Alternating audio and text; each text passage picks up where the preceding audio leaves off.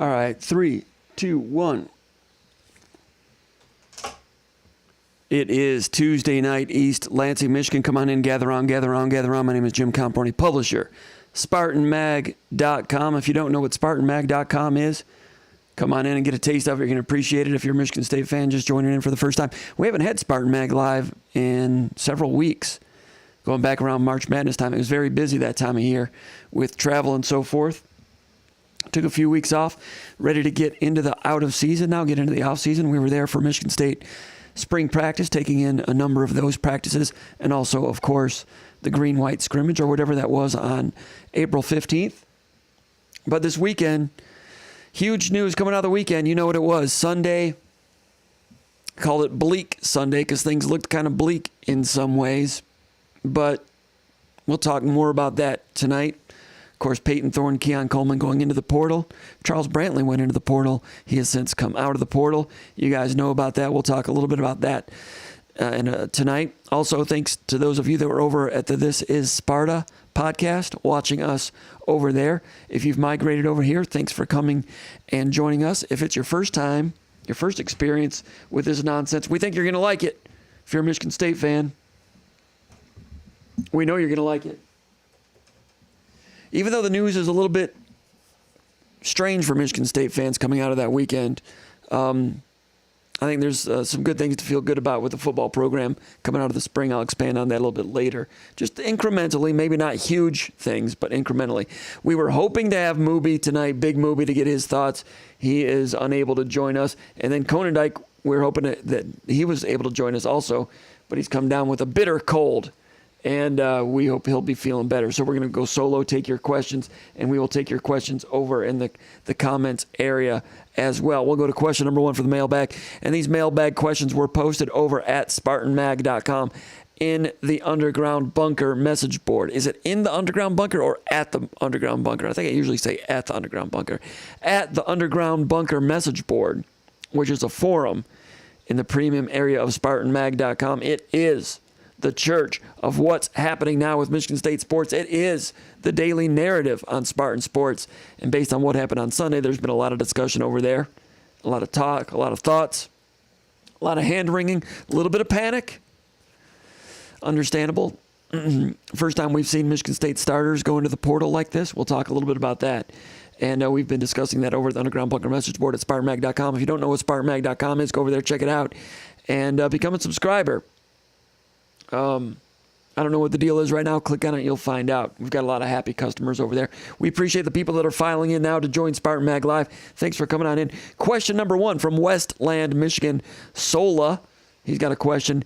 He says, if Peyton Thorne and Coleman officially leave and commit elsewhere, what percentage would you put at the likelihood of Michigan State making a bowl game for this year? All right, so he's just talking about these guys being gone, the likelihood of Michigan State making a bowl game. Well, as you guys know, to make a bowl game, you got to go 6-6. The chances of going 6-6 without Coleman, I think Michigan State can be fine without Peyton Thorne, and I like Peyton Thorne. I know a lot of Michigan State fans were critical of Peyton Thorne last season. You know, he played hurt. Everybody knows that. Not the greatest quarterback in the world, but he's solid. He's a good, solid college quarterback. We saw that the year before. He managed an offense that went 11-2, made some big plays on 3rd and 4th down that helped that 11-2 season come about. He's been a good leader from everything that I can see. And I've last year when people were talking about, Peyton Thorne and, being Michigan State fans, some Michigan State fans, I would say a loud minority of Michigan State fans were barking about Peyton Thorne and being upset with him. I've never really understand the kill the quarterback mentality. We've seen that the guy can play good, competent football. I don't know why you would think that he would regress unless those around him have regressed in some ways. Anyway, I've never been in the anti-Thorne camp. I don't close my mind to the possibility that Peyton Thorne or some of the backups could be better. I'm not a big. I've been a critic of the unknown is undefeated mentality. That being that we've never seen Caton Hauser play, so he must definitely be better than Peyton Thorne. Well, we've not seen him play, therefore he's undefeated, and the unknown is undefeated. Well, we've seen Caton Hauser take a couple of snaps at the end of the Akron game, I think, last year. But over at SpartanMag.com, I know a lot of other outlets were talking about Caton Hauser, doing some great things this spring, and he was the guy that was really chasing Peyton Thorne to win that starting job. Hold on a second.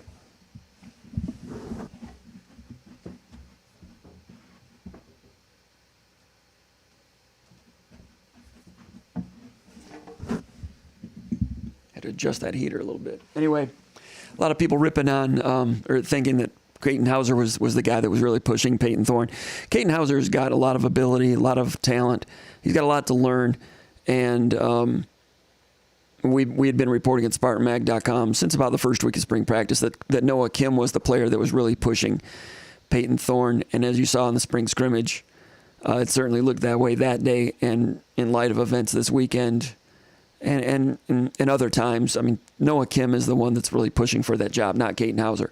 Now, a lot of people reported that or have talked about that. Michigan State fans have talked about it, on the Twitterverse and so forth, because that's what they want to believe. You want to believe that the quarterback who's the youngest of the whole group, that you've seen the least, you want to believe that he is Prince Charming and he is great. That's nothing against Caton Hauser. Give him some time, give him some space to develop, and don't expect him to be Johnny Unitas or John Elway right away. Right now, Noah Kim is the guy that's a little bit older and doing a good job. Anyway, everybody knows I've made that point that Peyton Thorne, I've not been anti-Peyton Thorne. I'm not a coach. I'm not a quarterback killer in that regard. That being said, I do think, and I've heard this, that Noah Kim has really been closing the gap there.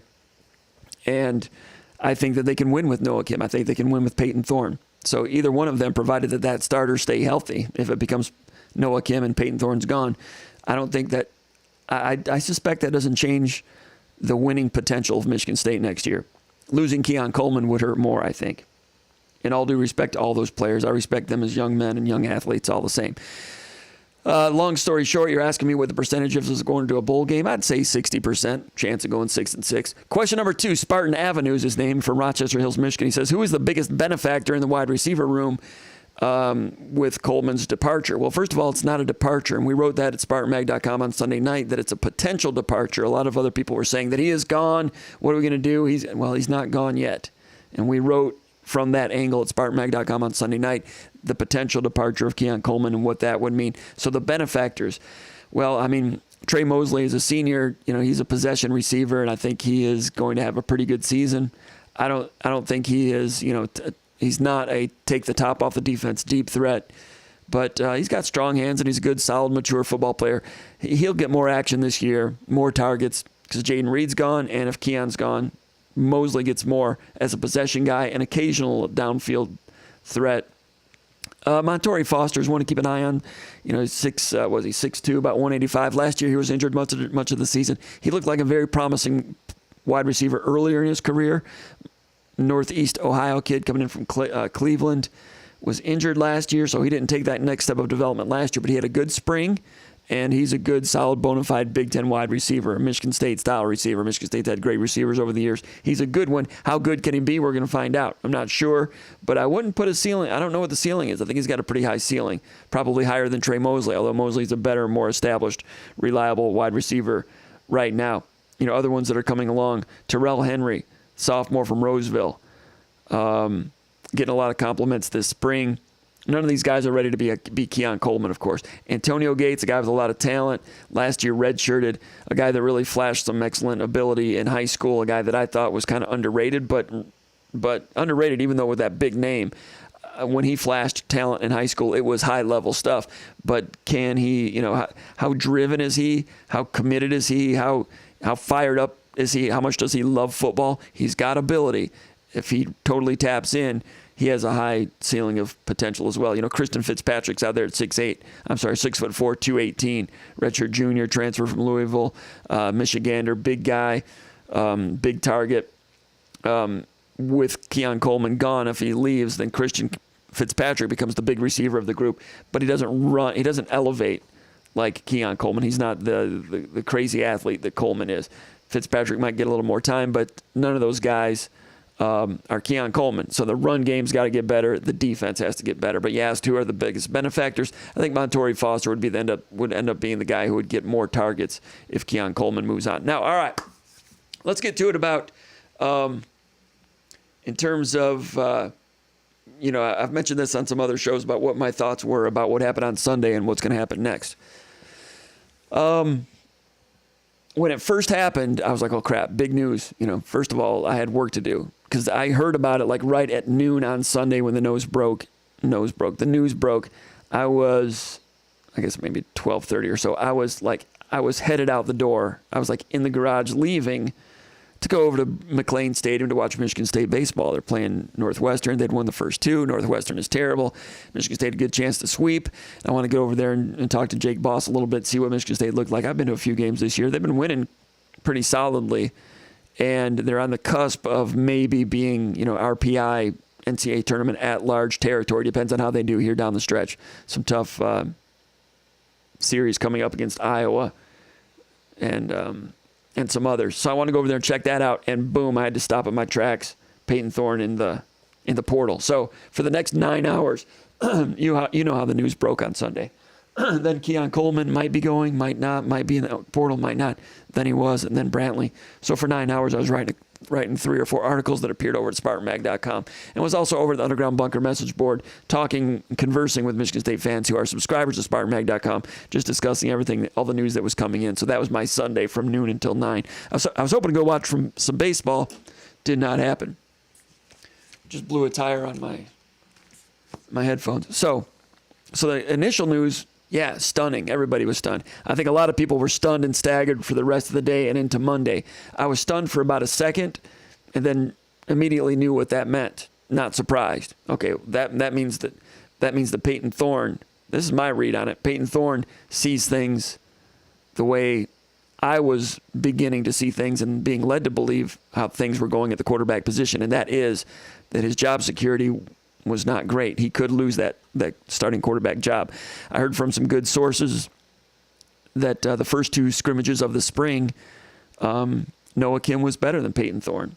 And I say that as someone who has great respect for Peyton Thorne and feels that he should be getting more respect than he got last year in general in the college football world. So again, I'm going to keep saying that for people that are just coming to the show and so forth. I've always been a guy that's been impressed with Peyton Thorne. I don't want to say I'm pro Peyton Thorne. I don't want to say I've got like a bias or an agenda or anything. I'm just saying I've not been one that's gotten in line and been the first to yell, with pitchforks and torches about Peyton Thorne. I think he's been solid. That being said, so if I'm saying that I think Noah Kim I'd been hearing that he was gaining and that he might even be pulling ahead, I'm saying that with full respect to Peyton Thorne. And Noah Kim, good arm talent. Mel Tucker has been telling us for a long time he had the best arm talent of anyone in the quarterback room. And you do see him make some throws that Peyton Thorne aren't as comfortable for Peyton Thorne.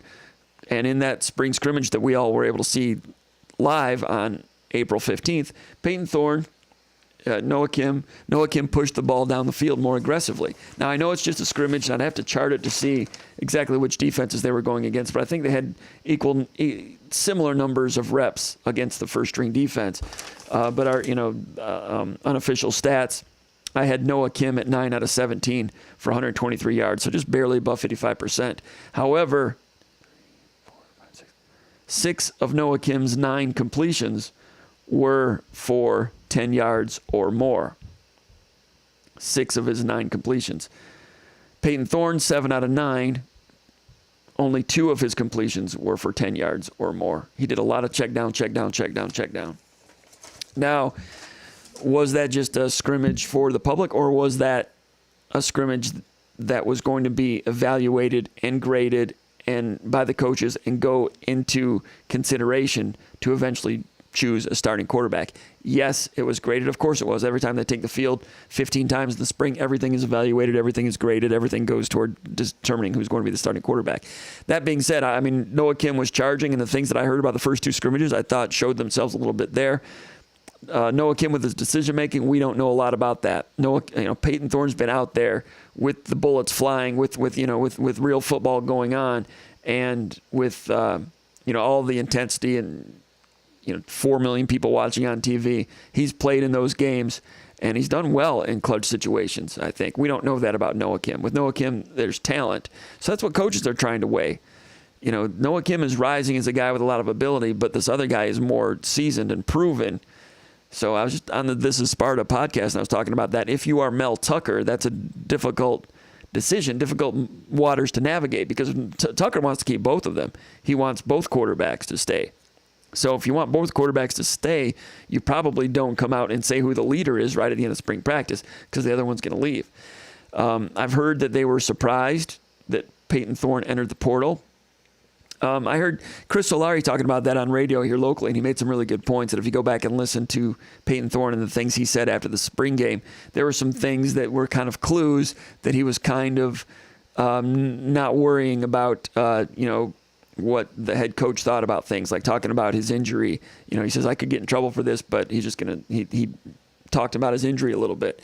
And he's kind of indicated that maybe he wasn't as worried about authority as much. So that was maybe a hint that he was going to check out the portal. Now, why would he do that? We've already established maybe because he's on the cusp of losing his job or concerned about it. I've heard that some players came out of spring, heard this from good sources, some players came out of the spring saying and thinking Noah Kim's the guy.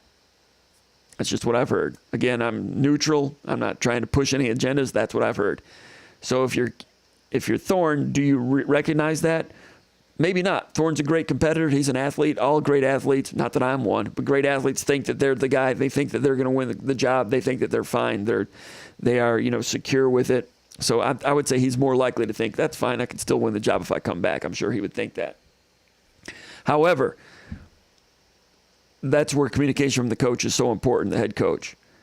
Did Peyton Thorne feel a little bit disrespected, a little bit, unappreciated, playing hurt last year, and a terrible defense with all their injuries, and not having Kenneth Walker, Jaden Reed being injured, and then playing hurt for a lot of the year? Yeah, his numbers were down. Yes, the win total was down. The crowd's booing. On social media, fans are coming after him. Did he see that on social media? I think so. I mean, they say kids these days, not me, I have no trouble with social media, not paying attention to it.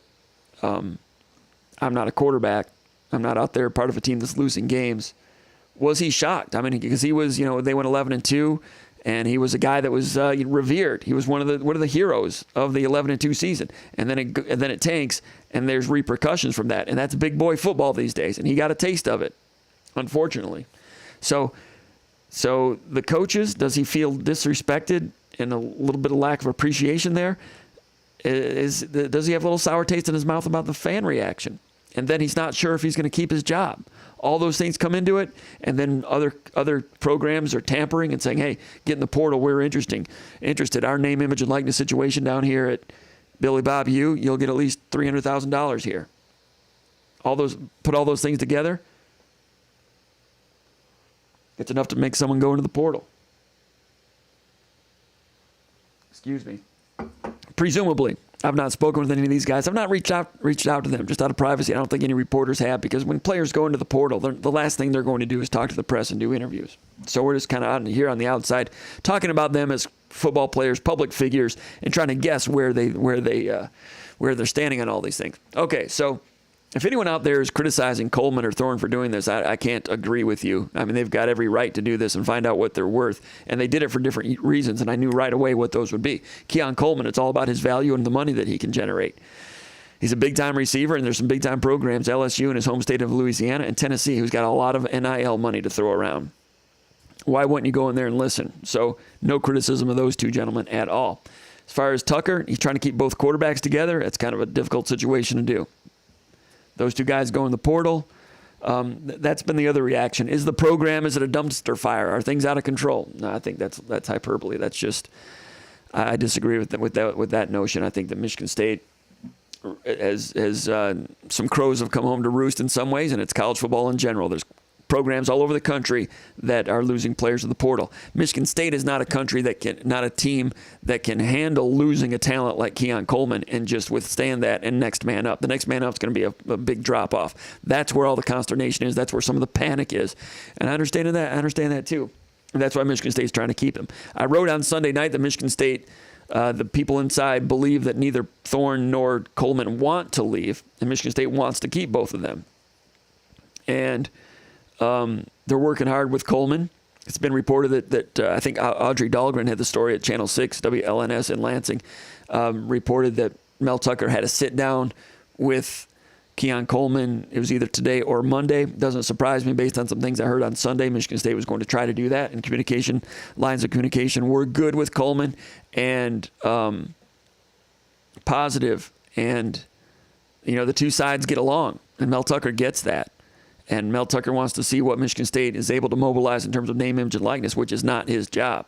So, and then the question becomes, I've mentioned this on the Huge Show out of Grand Rapids today. If you're a Michigan State fan, the going rate for some of these big-time players at some of these programs now is high six figures. We hear that it even creeps into seven figures, over $1 million for some players.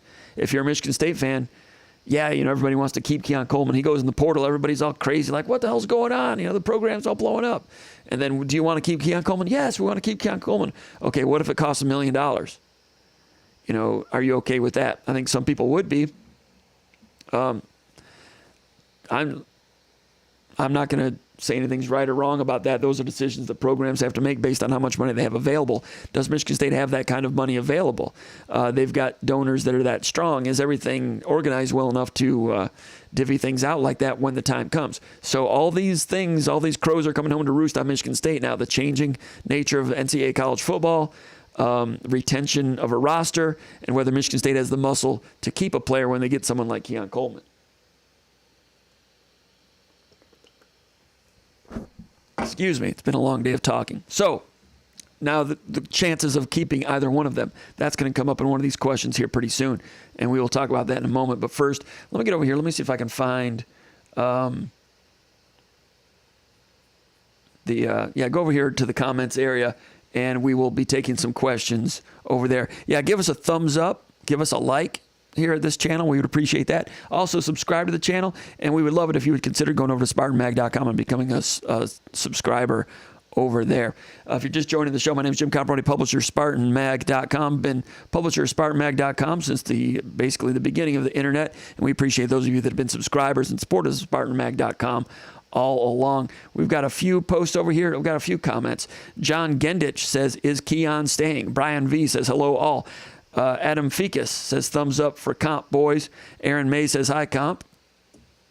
And Dingus McGee says, howdy. So that's the starting five for tonight. John Gendich. I don't remember John Gendich. Is he new from the portal? I don't remember John Gendich. He's a first-timer. So John Gendich, we're going to give him the ball. He's running the point. Brian V, he's on the wing. Adam Ficus is at the three. Aaron May's down low in the middle. And Dingus McGee, he's the stretch four tonight. That's our starting five. MSU Hunter Spartan checking in from Wisconsin. Will Stallworth says, all right, Comp, I've been waiting to hear from you to make sense of all this mess. Go green. Making sense of it. Hopefully, some of these opening comments here today makes some sense of it. Some of it, it's different for Keon. It's different for Peyton Thorne. It was different for Brantley before he pulled out. Different reasons that they went in. I understand all of it. The money with Keon Coleman, big time. The chance to go back closer to home in Louisiana, big time.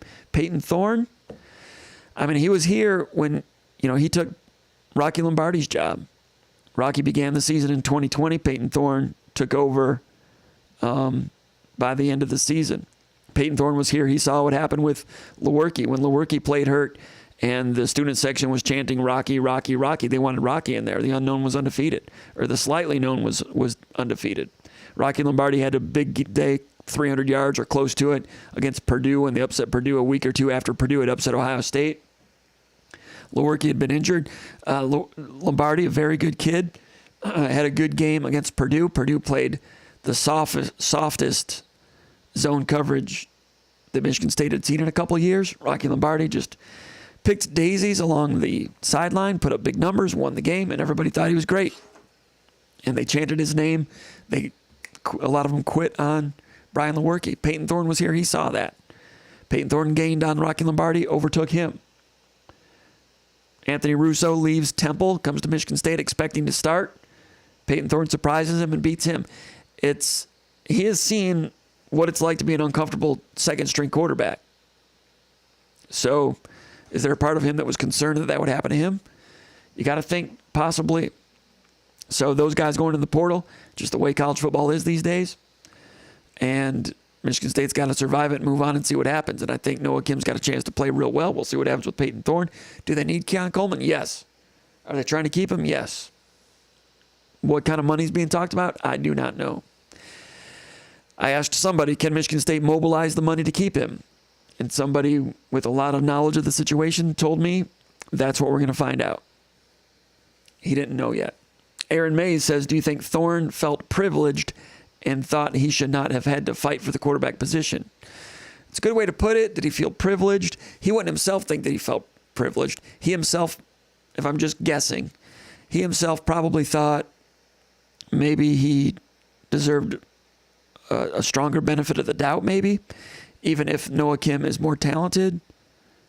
You know, I mean, does he think that it should have been Peyton Thorne's been here for 2 years? He quarterbacked us 11-2 2 years ago. He is our starter. Did he expect the coaches to say that? Maybe so. I've heard it said that he was surprised, or he didn't know it was going to be a competition until Mel Tucker made that statement at the first press conference. I don't think it was Thorne that said that. I think there's just rumors about that. I don't know. I heard that it was like right after the season ended, like in December. They had a meeting, and the quarterbacks were told this is a competition. And we wrote about that at SpartanMag.com, that they were told it was a competition. And that means that Peyton Thorne, you could lose your job. Maybe he thought that was just coach speak and lip service. It was my understanding that they were told, no, this is going to be a competition. And if Peyton Thorne's on the field every day with Noah Kim, he knew that Noah Kim was a viable competitor. So should he have felt privileged? You know, that gets back to, you know, that's some deep-seated philosophical stuff if you're running a football program. You've got a returning starter. Do you go to get out front and say, this is my starter? Harbaugh didn't do that with McNamara last year. They had the competition. Everybody knows about that. J.J. McCarthy won. They had a great season. So, tough situations. Old Tuck is here. The bell cow, he's here. Noah Sprunger's here. Appreciate Noah Sprunger. Intern extraordinaire, doing a great job at SpartanMag.com. Appreciate all the work Noah Sprunger does. Rob South says, okay, Jim, I'm here. Just left. This is Sparta. Thanks for joining us over here, Jim South. Brian V says, it's a beautiful day for Spartan Mag Live. Thank you, Brian, for your enthusiasm. We're going to go tonight for maybe an hour, maybe a little bit longer, as long as my voice holds up. Whatever happens last, whatever happens first. It's going to be tough. Old Tuck from Ludington says, he's from Ludington for any of my critics on the bunker. Yeah, Old Tuck has been, I've heard about it, but I've not seen it. With all the work that went on this weekend, I spent most of my time writing, and I'll post stuff on the bunker, but I don't get a chance to read a lot of the posts when there's a lot of news flying. But I heard Old Tuck was ruffling some feathers over there. So Old Tuck, you watch yourself, or you'll end up like Joltin' Joe. I don't know, I'm joking. Joltin' Joe's in the penalty box. Old Tuck, I've never had a problem with Old Tuck, but some of our moderators are like, man, your boy Old Tuck is causing problems. I'm like, dude, he's going to be all right. I don't know. But Old Tuck, cognizant of the fact that he's got some critics over at the Underground Bunker message board. I'm not really sure what was going on, to be honest. Spartion 6686 says, Keon's mom was in the chat over at This Is Sparta. Got to keep positive and keep supporting our guys all over. No more bashing on Twitter. Players and parents are watching. Well, that's a great point. I was on the This Is Sparta podcast with Otis Wiley, J.O. Colcrick, and Jason Strayhorn. Thank you to those gentlemen for inviting me on their show. That was a lot of fun. I was involved in the discussion, but I did not see the chat area. I was not watching it, but interesting that Keon's mom was over there. With that being said, I'm glad that I was complimentary of him, and everything I said of Keon was how I truly feel. I don't sugarcoat any of that stuff. Good kid. And good for him for as hard as he's worked to be in this position to do this. So, Harriet Dean says hello. Good to have Harriet here. Sean Little says, hello, Jim. Mr. Bowman says, great job on This Is Sparta. Thank you, Mr. Bowman. Marla Milano said, what up, Jim? Nick Harrington says, yo, Comp, checking in from Florida. This should be a good one. James Wyndham Jr. says, do you think the secondary will be significantly better this year? Well, it needs to be, that's for sure. Jim Salgado is an interesting hire at the cornerback position. I thought that was a good move by Mel Tucker. You know, Mel Tucker tried to coach corners last year, and I think he found that it was difficult. I don't think that it was a reason the defense was bad, but he thinks that he's better off turning it over to someone else, and Tucker overseeing being the head coach. Tucker spent a year with BT Jordan as the pass rush coach, and that was kind of an outside-the-box hire, and the pass rush certainly looked really good the first 3 weeks of September. Then it cooled off dramatically, but a lot of players felt that they got a lot from BT Jordan, and his presence as a recruiter was expected to really appeal to a lot of players, and it did with some. It helped get by Job, it helped get to Mise Adeleye, and then BT Jordan left. But Jordan was not one that was out recruiting away from home a whole lot, much at all. He was more of a destination type of guy. Come here, play for us, this guy will coach you. But I'm not sure BT Jordan was ever completely comfortable with the whole college coaching landscape. Now he's in the NFL, and that's probably where he will stay. So Michigan State tried that. It was an outside-the-box attempt to do some things with the pass rush. Tried it. It kind of worked. Would it have worked more the longer that went on? Hard to say, but that part's gone. Hire a new defensive line coach. Hire a corner coach so that Tucker can go back to being full-time head coach. I think those things are good things. I hear a lot of good things about Salgado. I hear those from people that have coached with him and played for him. I heard that Jarrell Worthy's got, former Michigan State player, has a high opinion of him. I've not talked to Jarrell, but that's what I hear.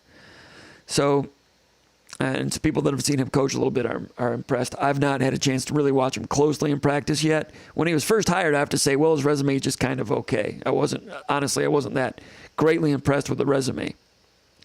You have to be impressed with NFL if someone coaches in the NFL to an extent, I guess.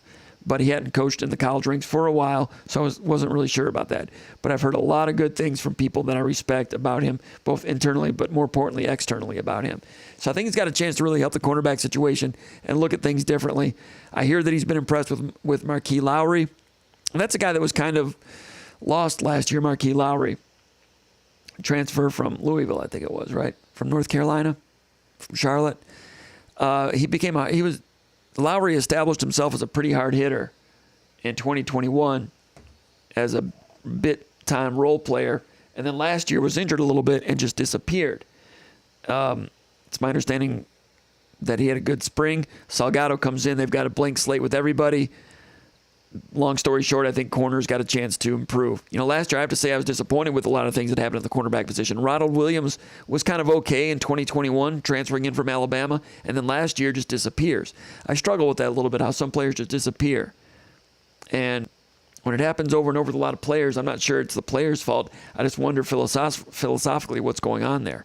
Amir Speed comes in from Georgia. He just got drafted this weekend, but he was a disappointment last year. Good kid. I wish him well. Seems to work hard. I've got respect for that. On the field, 6'3", 4.3 speed, great frame. That's why he got drafted. But on the football field, kind of allergic to contact a little bit. Agility was not great. He struggled. And he was injured for a couple weeks late in the season, but he lost his job for a week. Ronald Williams got a start. So Amir Speed coming in from Georgia, that didn't work out so great. That was only part of the problems on defense. Being on the same page was a problem. I've said it before, 27 different starters for Michigan State on defense last year. 27 different starters. You cannot be a good defense. Even if you're Georgia, if they had to start 27 different guys, they would probably struggle also. And they've had the greatest collection of defensive talent in the 85 scholarship era probably that any teams have had. Well, I think the last 3 years, Georgia's had a player drafted at all 11 positions or something like that. Okay, not going to compare Michigan State to Georgia. Georgia's in a different stratosphere, and Alabama is also. But 27 different starters on defense due to injury. It's hard to have a good defense when that's going on. That being said, there were some same-pageness problems. There was, Michigan State battled with Penn State there in the last game of the season, and the play that really broke the camel's back, you might remember when Xavier Henderson was in the end zone and they scored a touchdown and he threw a temper tantrum. You didn't see Xavier Henderson respond or react that way at any time in his career. But right there, his last game as a Spartan, he was mad. And mad at the third-string walk-on safety who blew a cover 3 coverage. It was Khalil Majid out there doing his best. But blitz cover 3, he didn't get over there. I'm trying to think exactly what it was. I think he vacated the middle and kind of played a 4 deep and didn't take the middle. And I think Xavier was up a level higher. I'm trying to remember exactly what happened. The bottom line is they ran. I don't want to say it's a big exotic. You know, I think it might have been a corner blitz into a cover 3, which is not base, but it's, you know, it's not an exotic, but it's a signal came in and somebody missed it, and the guy that missed it's a third string walk on. And there's some people who believe that what you need to do on defense is make sure everybody's knows what they're doing, so then you can play fast. That was kind of Mike Tressel's philosophy. Make sure everybody knows what they're doing so you can play fast. Now, they got gutted by some teams, including Western Michigan, a lot of passing offense, for maybe being a little too vanilla on defense, and they tried to massage that and tweak that as they went along. Talking about the Tressel and Narduzzi days. Hazelton, I mean, he's a guy that's going to change the pictures a lot. He's going to go with exotics. Can you do that a lot if you're fooling your own guys too much? If you're playing 27 different starters, if you have Khalil Banjid out there? These are questions that have to be discussed in the war room, I would think. All right, so bottom line, secondary. I think they're going to be better at corner. I think Salgado's going to help there with player development. You would have to hope the players don't just disappear like we've seen, and you have to hope that the same pageness improves if they don't have to have all the injuries and 27 different starters. I hear that Salgado's come in. We had a question over here in the mailbag asking about Salgado. I'll go to that right now.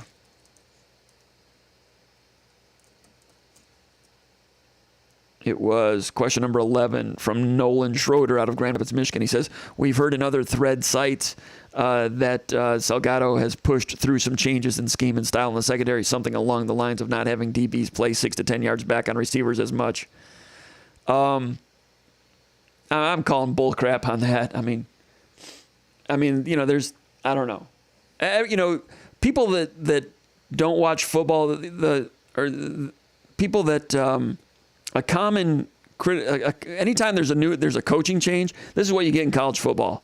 A new coach comes in and says, you know, when they change a scheme, well, last year we were read and react. Now we're going to have more of an attacking style defense. How many times have you read that in the last 25 years if you're old enough? Thousands of times. When have you ever heard a coach come in and say, well, last year we were more of an attack defense. This year we're going to be more read and react. Nobody ever says that because the public wouldn't digest that very well. So not going to be 6 and 7 yards off.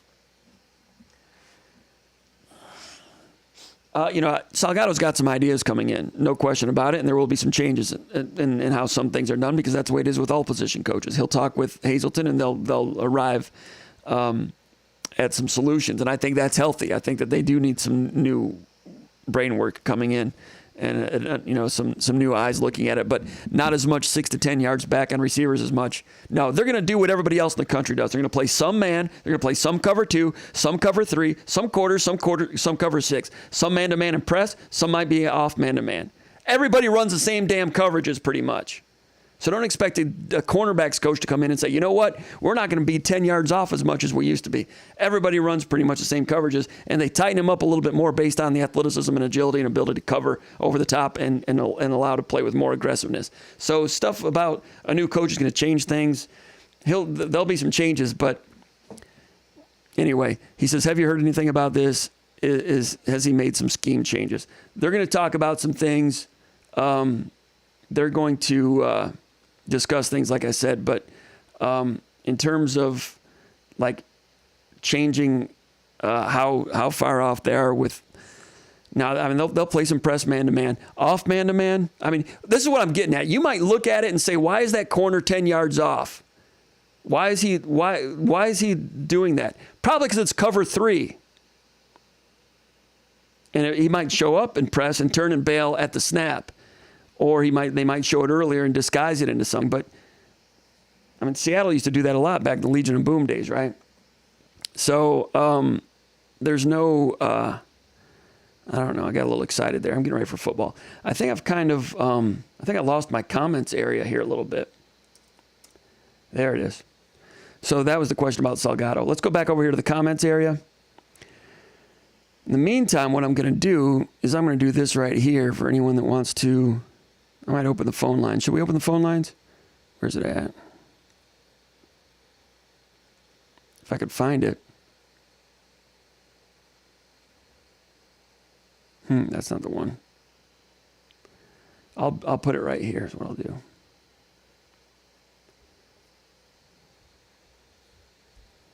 I'll do it right here.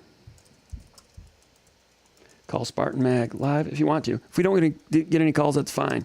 But if people want to call in and yell at me, that's fine also. Let's see if I can do that. There, we'll put that right there. We do not have a producer, if you haven't noticed this. And I missed rehearsal, so it's a little bit of a problem. Let me go back to the mailbag for one more question, then we'll get back to the comments. Normally we have Big Movie Ron Armstrong joining us, but he's got some very good, happy things going on at home, and he's over there and not available tonight, which we respect for sure. We love it when he's here. Maybe next time he'll be in here. Let's see. Question number 3 from WX Spartan from Wixom, Michigan. He says, I think he's from Wixom. Is this fan base being fair to Mel Tucker in your mind? Not saying he's perfect or doesn't deserve more criticism or some criticism for things on the field. But when it comes to the shape of the roster was in when he got the job, recruiting and other programs, poaching players, etc. Is the fan base fair to Mel Tucker? Good question, fair question. I have to say that I'm not really sure what the fans' reaction is to Mel Tucker. I've seen a little bit on the Underground Bunker message board, but things that are being said on Twitter, I don't read any of that. My Twitter news feed, I get links to news items, and I get comments and opinions from people that I follow. But if they post something, I rarely go in and read the replies. So if people are ripping on Mel Tucker on Twitter, I'm not aware of it, so I don't know how to answer that necessarily. I assume they are. I assume that there's some nervousness about what happened on Sunday because it's unprecedented, because this era of college football is unprecedented. It's the first time that Michigan State has really run into something like this. Call from Cali, Spartan. To accept, press 1. To send a voicemail. All right, let's go to Detroit, Michigan. Talk to a longtime subscriber and frequent contributor, Cali Spartan. Cali Spartan, how's the young one doing? How old's the young one now? 3 months? 3 months? My oldest boy is 4 years, and the youngest one is 3 months. Yeah, 3 months. 4 months. You getting any sleep? No, he's in my lap right now looking at me. We were up watching you on the This is Spartan podcast. Cool. Good, man, that was a good.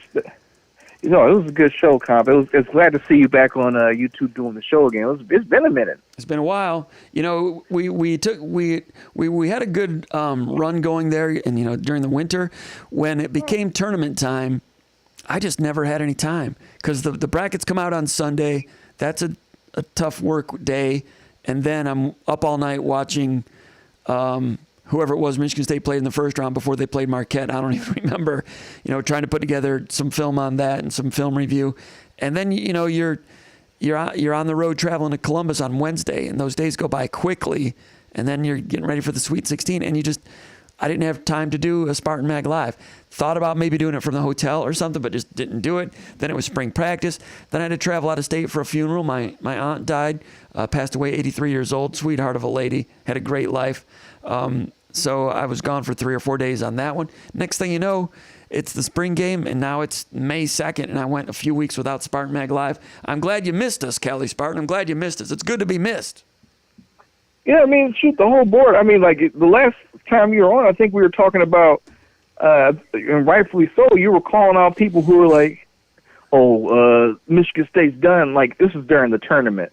Like, right before, and we were just like, we're like, well, who are these cowards who say they're Spartan fans and, they doubt his own stuff like that. And lo and behold, they made it to the next round, the next weekend, and people were, once again, just like how they walked back some comments when Chuck Brantley came back today, they were walking back comments about Izzo and the program. But, it's normally the same people who complain, so I'm not surprised at this point. Did I lose my temper about that regarding basketball in early March a little bit? Did I lose my temper once or twice?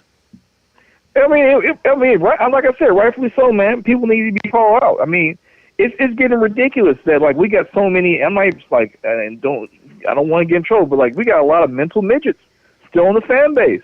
People out here who claim like the good times, but they see one bump in the road. It's like, I mean, Jesus, man, it's terrible. It's terrible sometimes. Like when certain things happen on the board. Have some people have some security about yourselves. Don't be insecure. It's going to be all right. Coleman's a good player. Mel Tucker and his staff did a good job evaluating him and recruiting him out of Louisiana as a 3-star, got him on campus, developed him, turned into a superstar player. This is college football today. When you develop somebody, especially someone who's from 1,000 miles away, there's going to be some bigger sharks coming after him. Now does Michigan State have the wherewithal to keep a player like that? This is a new chapter. We're all going to find out. Michigan State's working on it. We'll see. And if they don't keep him, and this is a young man who would like to stay, if they don't keep him, that's going to be a sign that those in the support areas need to do more to get the collectives stronger.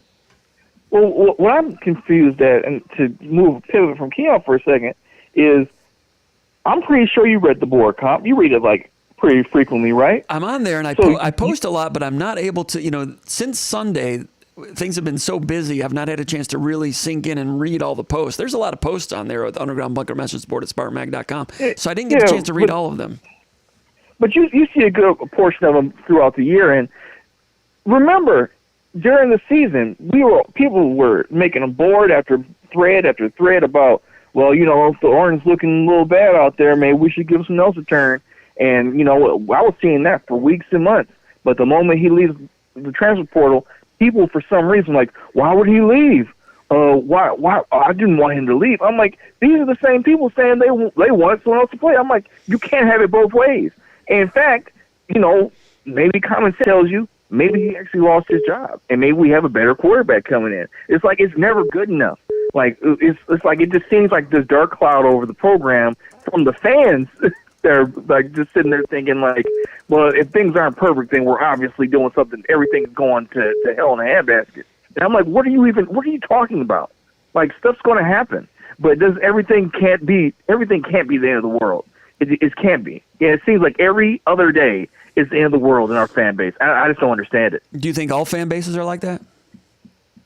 I wouldn't be surprised, but I mean, come on now. We boast toughness in the Big Ten. We boast toughness being a Spartan dog, and I don't see a lot of toughness on the board in the fan base. Like, if we're alums of the very self-same program and self-same university that breeds this toughness, I'm not seeing a lot of it in the alumni right now.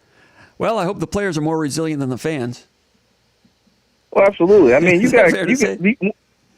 not all the fans, just the wussy ones, right? And I'm just kidding out there. We're just having fun tonight.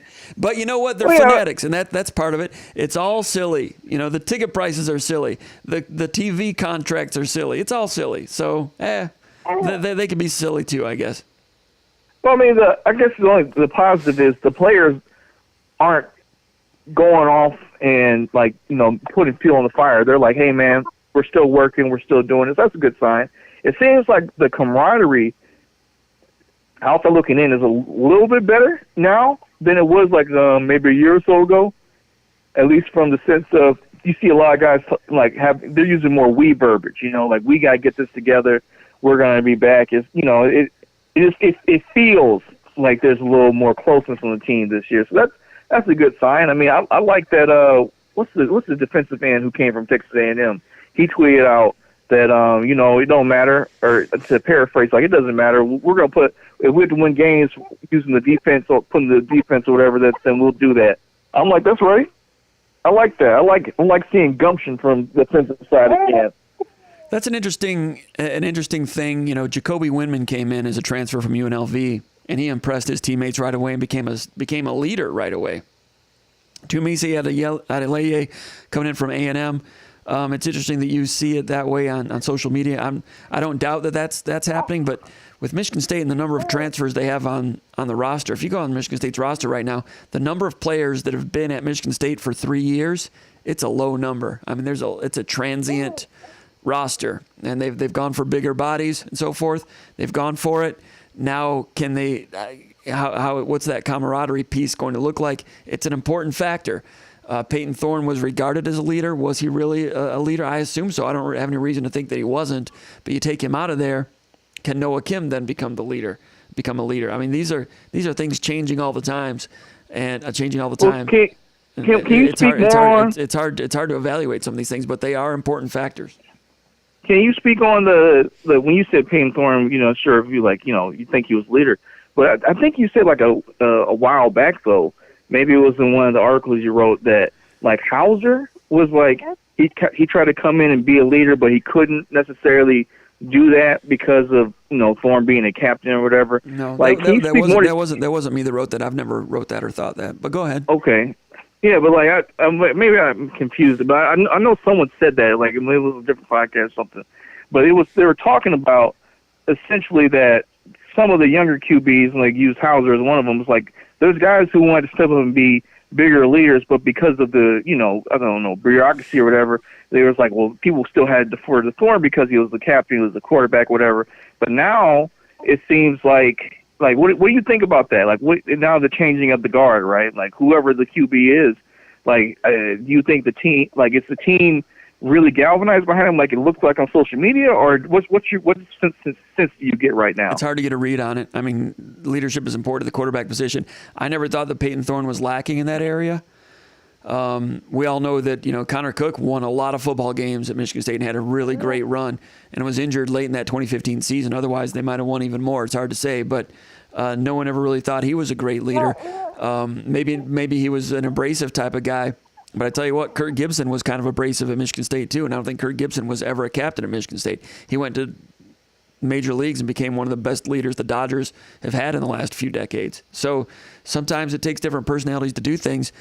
I don't know. I don't know where Peyton Thorne falls on that line, and if he moves on, do they have other people that are waiting to become leaders? I assume they probably do. And when some people are around, it's harder for other leaders to really blossom. I remember way back at the beginning of the Tom Izzo era, someone like Antonio Smith couldn't really become the leader that he was like on his way in, a bull in a china shop, becoming a leader. Meanwhile, there were guys like, I think, Fike and Garavaglia were around when he was a freshman, and I think Ray Weathers. So, some of that old guard and some of the new guard, not until they moved on could Antonio Smith really take over the locker room. It was in the process of happening anyway, but sometimes there's leaders that have to wait their turn. In 1999, Michigan State had some pretty good leadership, had a really good season. Bill Burke became a leader and so forth, but I'm not sure some of those leaders could really blossom until Cedric Irvin moved on. Everybody loved Cedric Irvin, but sometimes some players need to move on for others to blossom. I'm not sure if there are other leaders waiting to blossom, and I've not heard any ill will against Peyton Thorne internally at all. I mean, I'm at practices and press conferences, and I'm impressed with a lot of the people, and I watch things, and you watch the sidelines when things aren't going well, but I'm not really in the locker room really knowing what's going on. I've got some people that are good sources that tell me some things here and there, but I can't really speak to that. I'm not really sure what's going on leadership-wise. I don't think it's a problem right now, but leadership really doesn't get tested, I don't think, until you've had some disappointments, and hopefully you can go through a season with few disappointments. But last year Michigan State had a lot of them, and I thought they still battled together pretty well. I thought Michigan State put a good collective effort together that last game at Penn State when they could have quit. They didn't quit. They played pretty well, and that says something to Tucker, especially with the number of transfers on the roster. They were 5-6 trying to get into a bowl game, and I thought that, and I think that's a reflection of leadership. I think that part of it was pretty solid last year, despite the losses and all the injuries. That's my opinion. I don't know. Well, before I go, because I know you got a lot to talk about, let me ask you an opinion thing, because I know the D-line wasn't 100% during the spring game, but maybe we talked about this before, but I think we're going to be able to run up the middle, man. Like, it's like the line looks like a Big Ten line, but not just that, like just in the scrimmage from like the run plays they had, like I didn't see necessarily, like they had success going around the side, but like they were putting holes up the middle. Like I saw at least 3 or 4 different times where a running back cut right through the middle through a big hole. Like what do you think? You think that was just wishful thinking, or how do you feel about it? Do you think the line is better now? Like are we in a space where we can bully the weak teams and at least push people out the way, or is it just I was just happy to see football, and I just project it too much. I think you were happy to see football on one hand, but also if the run game is playing real well in an inter-squad scrimmage, that raises questions about the defense, right? So you have to look to see if they're doing it against the first-string defense or a second-string defense. You can have a good run game, a good offensive line. If it's ones versus ones, you might only gain 2.5 yards, and you've still run a good play. But if your defense is good, 2.5 yards, that could be good football all the way around. Someone might see it as just a boring 2.5-yard play, but it can be symptomatic and signage of quality football, but it might not look that way. I thought it was interesting. Everybody talks about spring scrimmages. It's all real vanilla and everything. Michigan State ran a few run plays and kind of repeated the same ones, but it was kind of an intricate play they ran a lot. They did like a pin and pull trap. They ran the same play like 6 or 7 times. They only had, me, I'm a geek on these things, but it's my job, right? You guys want me to try to produce some sort of tangible observations. By my stats, they ran, Michigan State's offense ran 10 running plays against 11-man defenses. Some of it was thud, some of it was, scrimmaging, and each of the 5 running backs got 2 carries. And when I finally charted that, I'm like, well, that's pretty obvious that they scripted that. Carter's going to get 2 carries. Simmons is going to get 2 carries. Mangum's going to get 2. Berger's going to get 2. Prim's going to get 2. And that's exactly the way it turned out. But Carter had an 8-yard run on one of those pull-and-pin traps. You had left guard. You had a center. You had left guard pulling. Left guard Duplain's pin. Center Samax pulling. And they leave the left tackle. Kind of leaves the defensive end upfield. Pulling center traps him. They block the defensive end. The center on one play was Fincher doing it. But anyway, when Carter gained 8 yards, Fincher was doing that. That might have been one of the plays with Nathan Carter that impressed you. I'm not sure who the defense was on that one. But the point is the offensive line looked like they had, some decent-looking bodies, some footwork, identifying their landmarks and getting to people and functioning. It wasn't they weren't running like the same inside zone play over and over and over. And I'm not saying that's a bad thing, but in terms of a vanilla, spring scrimmage, sometimes that might be what you see. And certainly, if you're running the inside zone doing well, you can just do it a bunch of times, and that can be a show of strength if you can make that work. And I heard this about some other scrimmages too. The offensive line just doing some intricate blocking, some run play things, and just having their crap together, to use one of my basketball terms. It's been a while. The offensive line's been under construction. They've got some veterans in there. I do think the offensive line is headed in the right direction. And I don't think they were bad last year on the offensive line, but I do think that they're about ready to turn the corner and be a good, functional, productive offensive line. What's the young one's name, Cali Spartan? Oh, Edward Cole. Is Cole a Michigan fan or a Buckeye fan? Oh, no. We used to have a cat here. Don't have the cat anymore. It was a good cat. Rest the cat's soul. I got along okay with the cat. I swear that cat was a Michigan fan. I could just tell. I could tell our cat was a Wolverine fan. Sometimes you just tell. He's just a little hungry. Good. All right, anything else? We'll probably let you go. But any other thoughts? I appreciate you checking in and contributing to the conversation here on May 2nd. When in the old days, May 2nd meant everything was positive and there's not a lot of football to talk about. Those days have changed as college football has changed, and this is not going to be the last time that we've been talking about the portal in the month of May if the system remains as it is. And I see no indications it's going to change anytime soon. May, late April is going to become hot for college football talk because of the portal. Oh, no, I was going to say, I was just happy to see the show's back on, Comp. All right, man. I'll let you later, man. Thanks a lot. Really appreciate it, Cali Spartan. Thanks for calling in. All right. So it's good to hear from him. Mr. Jones, I love hearing from Mr. Jones. I'll put it back up. He'll probably call here in a second. Anyway, let's go back to let's go here to the comments area. I'll go back and try to find my place. And haven't seen any trolling yet. We'll be looking for that. If anything gets out of hand, we'll go and show people the door and take out the garbage. And I might miss it before it happens. Anyway, what do we have here? That was James Wyndham that asked, do I think the secondary will be significantly better this year? Okay, so Xavier Henderson was hurt last year. Got hurt, was it the first game?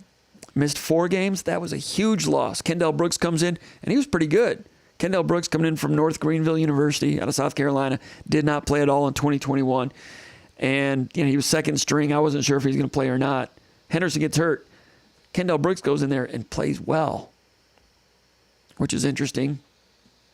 Gets a free agent, got a free agent signing as well also. But it still wasn't Xavier Henderson, right? So the secondary with, Mel Tucker trying to coach the corners, Xavier Henderson gets hurt. Kendall Brooks was in there. Mangum gets hurt. They all get hurt there at safety, right? They tried Angelo Gross. That didn't work out. Tried Chester Kimbrough at the slot. Got burned against Washington. He gets out. We don't see him for a month and a half. He disappears. Darius Snow getting hurt as an inside linebacker was a problem. All right, so this year is the secondary going to be better? First of all, here we go. Call from Malcolm Jones Sr. To accept, press 1. To send a voicemail. All right, let's go to Lees County, Georgia. Malcolm Jones Sr. Did I get the county right? Is it Lee County, Georgia? Yes, sir. Mr. Malcolm Jones, you are on the air, Spartan Mag Live. Welcome to the show on May 2nd, 2023. How are you doing, sir? How you doing? I'm doing all right. Been trying to write a lot of things, as a member of the media, covering the football team, and just behind the plate calling balls and strikes, Yes, sir. It's been a while since I heard from you. Yeah, we were off for a while. What do you make of all this portal, these portal things that are going on? Speaking with Malcolm Jones Sr., the father of Michigan State redshirt freshman safety Malcolm Jones Jr. This is Malcolm Jones Sr. from down there in Lee County, Georgia. What are your thoughts about this transfer portal stuff? This transfer, it's good in a way, but you're getting a lot of people swapping in and out, and folks are just leaving. It's basically like an NIL deal. They're giving them more money, so they're swapping out. It's just like pro. You get a bigger contract, you just go to a different school. That's all it is. It's pro, and you know what? Why shouldn't it be pro? Because the television contract is pro, and the ticket prices are pro, and the coaches are getting paid like pros. So why shouldn't the rest of it be pro? Yes, it could be all right, pros, but if you're not playing, this is how I feel. If you ain't playing, and you can get an NIL deal to go to play at another school, and that's what's happening. Everybody's just jumping around. Right. I got you. So may I ask, what are you hearing from Malcolm Jones Jr.? I watched him in the spring scrimmage. He played nickel. I thought he was with the 2s and with the 3s during the spring game. And it seemed to me, my notes on him, I thought he played with some springy shock. He likes springy. He's got some spring to him. And when he latches into somebody, when he's taking on a block, he has some force against those blockers. It's the first time I've seen him really square up and play. We saw him a little bit in special teams last year, but it's the first time I saw him play in a situation like this. Looks to me like that's a young man who's on schedule. What did you think? Did you watch it on TV? Were you up here for that? What did you think? No, I didn't. I haven't come up for it. I watched it on TV. Mm-hmm. But they scrimmage was like different. They did a little walk-ons, and it was real different than you watch the other spring games. Right. They did some walkthroughs. That to me that was better to me. Yeah. You got hands on. You're going fast and you're going slow, and then you're trying to conserve your players. You ain't trying to get none of your players hurt like last year. A lot of their players got hurt last year. Mm-hmm. Yeah, preserving players was a big deal for them this year. I'm trying to. I think I might have counted about 39. I've got it right here. I had 30. I counted 30 plays of live scrimmaging, and 15 plays of thud. Where you take on a block and you get to the ball carrier and you don't tackle them to the ground. You just thud them up. So 45 snaps. I've watched some other spring games on ESPN and Big Ten Network. Some rosters are strong enough where they'll have a game and so forth, but I've seen some other ones like North Carolina where it was less than thud. Just snap after snap on the ACC network of something that was less than thud walkthrough. You mentioned walkthrough. Big Ten Network televised it. They had, there were some individual drills. It was basically a practice for half the day, and then the second half of the day was scrimmaging. Like I said, 30 live snaps. I don't think you want to go out there and play 80 live snaps. No. Michigan State was low on defensive linemen, so you can only run so many snaps. Now, there's some Michigan State fans, on our message board. They're like, man, I don't care. I'm not going to go unless it's going to be a real game. I wish they'd have a real game. So what they need to do for those stupid people, if I can use harsh language, is they should turn the scoreboard on and just call it offense versus defense and call the offense green and the defense white and put a score up there, 20-14, and, you know, kind of keep it internal as to what the scoring system is, just to shut up all those stupid people, just to give them a scoreboard and a score to look at and just run a damn practice. You know what I'm saying? Which is what they did. So I'll probably mention that to Mel. I'm gonna just turn the scoreboard on and put a score up there. Now D'Antonio used to do that. They used to have a draft, which was really interesting, and the players would draft. It was something that Jim Tressel used to do at Ohio State. So I think the seniors were divided up, and they would draft, and you would get an idea of what the players thought internally about who the better players were, and that was very interesting. And you could do that if your roster is deep and ready. But in these days of players going to the portal, I don't know if they're ever going to have 65 players available for a spring to do that. But near the end of the D'Antonio era, they didn't have really the numbers to do the draft anymore, so they would have a scrimmage. They had an offense versus defense, and other scrimmages that they would do during the course of the spring. They'd call them a jersey scrimmage, offense versus defense. And D'Antonio would, he would have his guys keeping score. But no matter what happened in the scrimmage, at the very end of it, the numbers would be massaged and changed and affected enough so that I think it was usually the backup quarterback had the ball with the offense with a chance to win at the end. And the starting defense had to try to stop them. No matter what happened during the course of the scrimmage, a play might happen here and someone in the defense would get 11 points for it. Then the offense would get 1 point for something. Whatever, he would make sure that the score was close enough that somebody would have the ball with a chance to win at the end. There would never be a blowout because they'd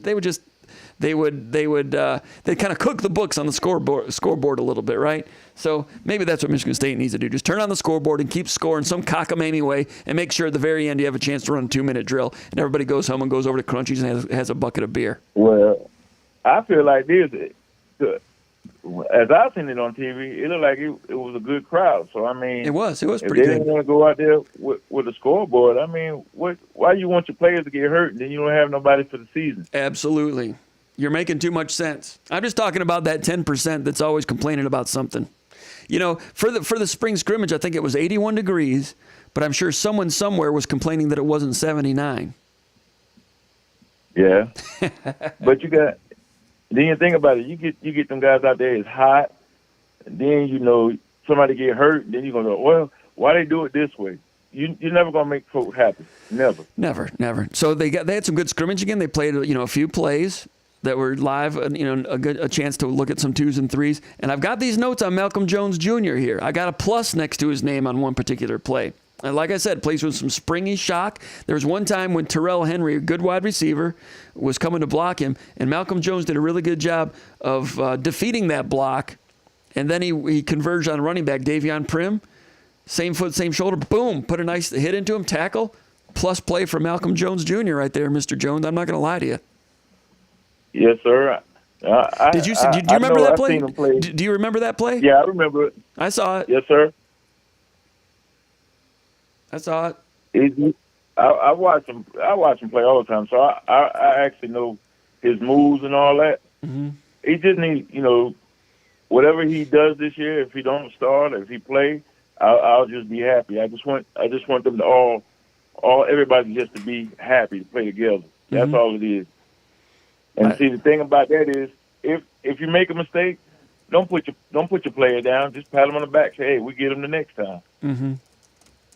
That sounds like a very healthy disposition, sir.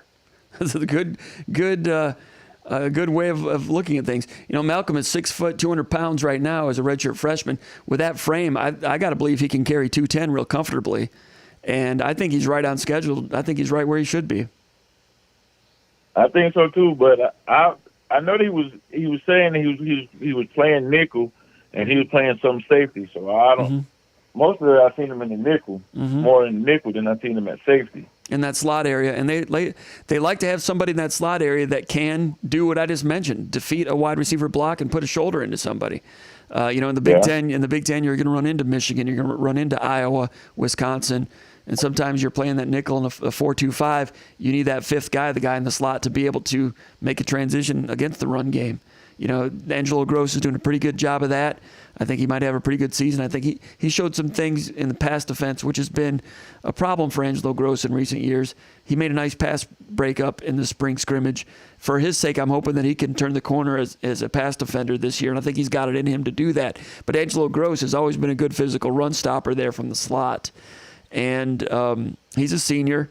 I don't know if he's got another year after that, but Malcolm Jones coming up in there behind him. I know Ade Willie has been a guy that's been in the slot a little bit. Chester Kimbrough has played some slot, but he's more of a corner that they would play in the slot against more of a pass-oriented team. I think there's a chance that Malcolm Jones might be able to give him some of that hybrid ability, that he can play the run or, take those pass drops and play some pass defense. That remains to be seen, but I thought that he rang the bell a couple times in that spring scrimmage, and that was interesting to see. All right, Mr. Malcolm Jones, go ahead. What else you got? I got the way I see the defense, and before I get ready to go, you got all the guys. You got Carly, you got Spencer, and then you got all them guys. They used to playing, some play corner, some play safety, so you can actually mix them up. So you don't have to play them. You can give everybody a breather, because that defense I think is going to be really good this year. It's got a chance with the other redshirt freshmen that come in there. If they all keep their head together and play together, they have a strong defense. There is some optimism and excitement about the young defensive backs. Jaden Mangum and Spencer back there at the safety positions are going to start this year as true sophomores. Dylan Tatum played a little bit at corner last year as a true freshman. He's a true sophomore. He's got a good chance to start at corner. Charles Brantley coming back. They needed him to come back. He's got to take care of some things. Marquis Lowry's healthy. I think he's going to hit. I think he's functional there at corner and maybe even capable of being better than we saw from him in 2021, which wasn't bad. Ade Willie, Caleb Coley, that group, and Malcolm Jones Jr. So you got Malcolm Jones Jr., Spencer, Mangum, Tatum, Coley, Willie, all those guys in that defensive backs class, they feel good about. And they're going to need to lean on those guys, because a lot of those guys are going to be on the field. I think the starting defensive backfield is going to be Brantley, Tatum, and then Spencer and Mangum. So Spencer, Mangum, and Tatum, those are three true sophomores that have good futures, but they're getting pushed out of the nest early. And we'll see what they got. I'm hearing good things about Malik Spencer. I'm hearing real good things about him. I was trying to figure out the new guy they got in the portal, Amari Smith. He's a safety that they got from Cincinnati. Amarian Smith, yeah. Coming in, he was originally from River Rouge. He's a kid from the Detroit area, from River Rouge, 6'1", 175, coming in from Cincinnati. Last year he had 20 tackles. Last season, he had 5 in the bowl game against Louisville. They were in the Fenway Bowl in Boston. Had an interception on that one also. I saw a video of that today. It was cover 3. He was deep center field safety. Came over and made an interception. I think that he gives them some depth there at safety, and they need it, because behind Mangum and behind Spencer, that second string, you got Khalil Majid, a walk-on, Harold Joyner, a former running back who's doing the best he can, but maybe not. They needed help at safety, and it made sense for them to go out there and look for somebody, and he's coming in with a little bit of experience. I think he's going to be a depth player, I think. Spencer and Mangum, and people get dinged up, so that's a good body. Yeah. I thought that was a good body for them to add. That's a guy that they looked at closely on the recruiting trail back when he was coming out of River Rouge, Michigan. So now he's coming back to the state of Michigan. That's someone in the portal that they knew a little bit about, and I thought that was a good addition to the roster. Yes, sir. I'm not guaranteeing he's going to be like an impact player, but it makes sense. It's a position of need. It's a guy that's been on the field at Cincinnati, which is a good program. It's a guy they've known. The frame is solid. He's got some good football ahead of him. Put him in the depth chart, put him in the talent pool, let him compete. Yes. Well, you have a good night, I'll call you back again another time. Sounds great, Mr. Jones. We appreciate you coming on. You have a great evening as well, and be good down there in Lee County, Georgia, okay? Okay. There he goes. All right. Bye-bye. All right. A couple of regulars there. It's good to hear from both of those gentlemen bringing some insight and some observations to the show. SpartanMag Live, that's how we do it here. Let's go back to we'll go over to the comments area in a moment, but let me knock off a couple more of these mailbag questions. Oh, by the way, Cali Spartan was also asking me, just pointing out that it's been a while, or as he said, it's been a minute since I've been on, since before the tournament. But another thing, I've been coaching a little bit. Some people that have been following the show for a while know that I've been coaching for several years, age group in the summer and so forth. Now my player is a senior, so these are the last 4 weeks of his high school career and the last 4 weeks of me being a baseball dad. So that's going to be a transition. I've been doing some assistant coaching over at Okemos High School. A lot of good kids over there. Love those kids. I've known a lot of those guys for a long time. And there's a lot of good teams on the schedule. A lot of really good teams here locally. DeWitt, Grand Ledge, Waverly, Mason, East Lansing, Hazlitt. It's nice, good level of competition around here. Good sportsmanship too, and it's been a privilege to be a part of it. So I did not go over to practice today. I'll be at practice tomorrow. I got a few thousand more pitches left in this from 43 feet away at 49 miles an hour. It's the best I can do, guys. But I have been known to throw 300 pitches in a practice and come back 3 days later and do it again. Maybe not days in a row, but do my best out there. But that's another reason that I've not been here doing SpartanMag Live. But it's been fun, and there have been some times in previous summers when I've had to take time off from SpartanMag Live because of coaching. But my coaching days are coming to an end, and it's going to be an adjustment, and a little bit sad about it, but that's the way it is. But SpartanMag Live, I think we'll have more time to have more of those more regularly this summer than we have in previous summers. So look forward to that. Also, let's see what we've got here.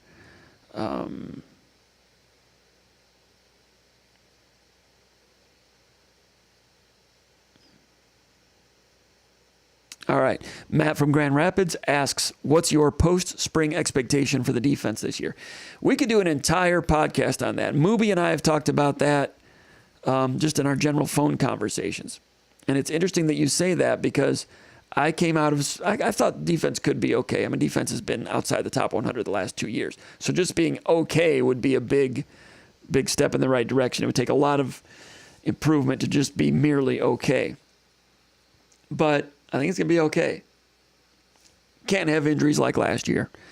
But square number one, from a foundational standpoint, defensive line is going to be pretty good. And I think it's going to be quite good on the defensive line. I don't know if there's like the edge pass rushers. But first things first, Tucker wanted to get better against the run, setting the edge. As Mark D'Antonio used to call it, the C-gap area, taking on the tight end, taking on the strong side, winning defensive end, beating a tight end, beating a double team, setting an edge. That's what they brought to me, say, at Aleye here for. Chris Bogle, I thought, was pretty good last year against the run. He was hurt in the second or third game. He's been productive at Florida a little bit in the pass rush, but we didn't get to see a whole season out of him. He comes back. He's eager to be a starter or compete to become a starter, but he'll be good against the run. Tunmise is going to be good against the run. He's a transfer from Texas A&M. Zion Young last year was forced into early playing time because of injuries and so forth, and that's a big young guy out of Florida that was a really good evaluation in the previous recruiting class. Looked really good. To the point, I remember Mooby and I had a conversation about that when the season was over. I was like, Zion Young looked good. And I was like, they're going to have to play defense on that guy. Meaning, they're going to have to keep people away from Zion Young. The way they're trying to keep people away from Keon Coleman right now, in the days and months and years ahead, they're going to have to do that with Zion Young. It's a Florida kid. They're going to be coming after him. By the way, with Keon Coleman, I said that on this podcast last year and previous months that they were going to come after Keon Coleman. It was going to happen. So we shouldn't be surprised about that. That's what you hope happens when you go down south and get a good 3-star or even a 4-star. You hope they come in and play well, and you hope that 2 and 3 years later, LSU and Tennessee's coming over trying to buy them for $800,000 or something like that. You hope they play that well, right? And if you're a real program, you've got the money to play defense on that. Some people might be uncomfortable with that, but that's the way the game's going to be played now. And if you're going to be committed to the entire enterprise, that's what it's going to require. So Bogle and Adeleye and Zion Young are defensive ends that can play the run. Avery Dunn last year was forced into playing time, and he survived. He was all right. And he's got another year older now. Brandon Wright's still around. Not bad. By Job comes in. Does he give them some pass rush help as a true freshman right away? Hard to expect that from a true freshman right away, but I've just mentioned 6 guys at defensive end. Ken Talley, heard some good things about him. I watched him closely in the spring game. I thought he was just kind of okay. Let me look at the notes. I hear good things. He's still new, so I don't... Let's see here. He was okay. Stanton Ramil closed him off once or twice. Had Ken Talley being firm against Parachek on an outside run once, but that was Parachek, high school kid. Just average on a double team against Hampton Fay when Hampton Fay was playing tight end and Stanton Ramil. Stanton Ramil looks really good. I mean, that guy does not look like a freshman. Was he 6'7", and he's well proportioned, and he moves well. He's not awkward at all. I mean, proportioned from leg top to bottom, head to toe, proportioned, lateral movement. You know, doesn't get over his skis. You know, he bends at the knee, and Stanton Ramil looks good. Double team Stanton Ramil against Fay, and Ken Talley was just kind of average against double team on an outside zone at Ken Talley. So Ken Talley, the transfer from Penn State, he's a freshman. But Bogle, Adeleye, Zion Young, those guys are going to be firm at defensive end. Avery Dunn's going to be functional. Got 4 defensive ends right there. That's solid. Brandon Wright's competing in there to get in there. By Job, does he play on third downs? I don't know what he's going to be. I think he's got a good future. Do you get much from him right away? I don't know. But they'll be good against the run. Defensive tackle's going to be good against the run. Simeon Barrow, one of the more underrated defensive tackles in the Big Ten. He'll be solid. Derek Harmon was pretty good last year. I think he's a star in the making at defensive tackle. Maverick Hansen, good, solid, proven contributor. Does Hansen start at defensive tackle next to Barrow, or does Harmon start? It's going to be good competition. Either way, you have 3 good defensive tackles at 2 positions. Meanwhile, they go to the portal to get Jared Jackson, big, huge guy. I went and watched Florida State game, I think against NC State. He's okay. He's huge at 6'6", 300 plus. I think he's just a guy. I don't know if he's a dude. He might be somewhere between a guy and a dude. A dude is like a dude that's going to have an impact, and a guy is just like a guy that can come in and run plays. Until I see more, I think Jared Jackson is somewhere between there. Watching his film last year, didn't get to see him in the spring because he was banged up a little bit. DeAndre Butler coming in from Liberty. I watched their bowl game. He was coming off the bench. I think he's just kind of a guy. Van Sumeren's in there trying to develop a little bit, but the big 3 are those 3, Hansen, Harmon, and Barrow. One of those other guys can come in and give them 4, and that's what you kind of need 4 as long as you stay away from injuries. 4 defensive tackles, those defensive ends. Starting right there, stopping the run, Michigan State's going to be pretty good at it. That doesn't mean they're going to stop the run against Michigan. Michigan might be able to run against everybody, I don't know. But against most teams, it starts right there, setting the edge, stopping the run. I think they'll be pretty good in there. Linebackers, Winman, Brule, Halliday, those 3 for 2 positions, they're going to be solid there. In the slot area, when Angelo Gross is playing slot against the run, he'll be good. So stopping the run's going to be pretty good as long as everybody's on the same page. You know, playing that 2-gap system, sometimes do they get confused? I don't know.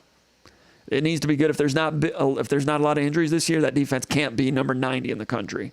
We all know that. But I think the bodies there in the defensive front 7 are pretty good. So coming out of the spring, I feel... I kind of liked what I saw with Adeleye. Brule is taking some steps, I think. But just get another look at that defense again. You know, Dylan Tatum, I mean, is he built to be a corner? Is he an inside guy? He's got the feet to play corner. Is he a corner for the rest of his career? We'll have to wait and see. I mean, give him credit as an athlete to go out there and stick and do some things at corner for now. I mean, that secondary's got a lot to prove. But I come out of it thinking that defense can be pretty good, which is a bold statement for as bad as they've been. I think pretty good is within reach. Is that too much? Is that setting the bar too high? Is that unrealistic Kool-Aid pretty good? I don't know. That's what I think about the defense. All right, question number 5, and we'll be talking about that all summer. Sherlock from Burbank, California. Now, Sherlock's not from Burbank, but he's in Burbank this week, apparently. He says, he must be working on a mystery without any clues. He says, can you guess our starting wide receiver group if Keon does not come back? 3 wide receivers. I'm thinking Trey Mosley, of course. And, where that hurts is with Jeremy Bernard moving on. But it does get thin in terms of proven players. The number of proven wide receivers, it's getting thin a little bit. But I think it's going to be Trey Mosley, of course, and then Montori Foster and Terrell Henry is what I'm thinking. I've heard good things about Jerron Glover.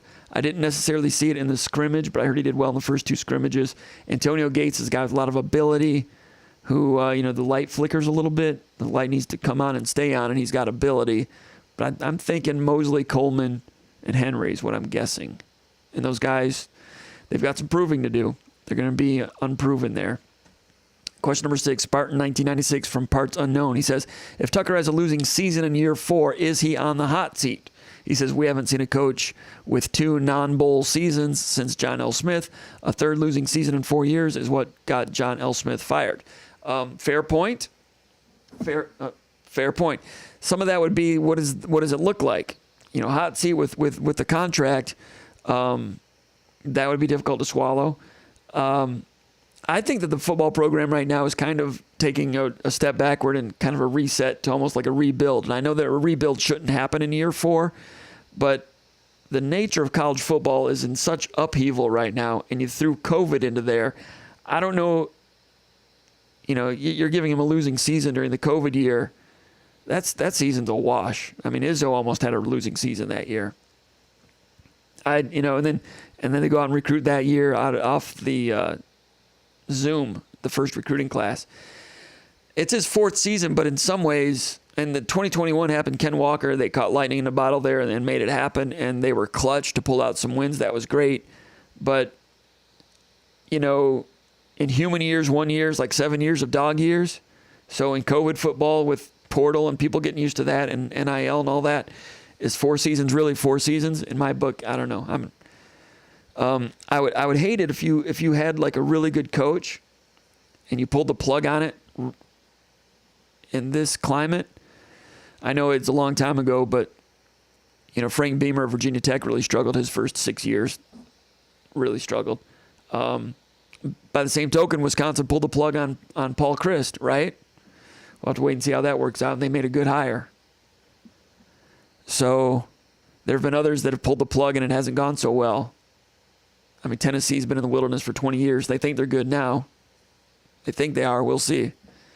They beat Alabama, plant a flag. Did they win another game after that? I don't know. But, they got a good offense.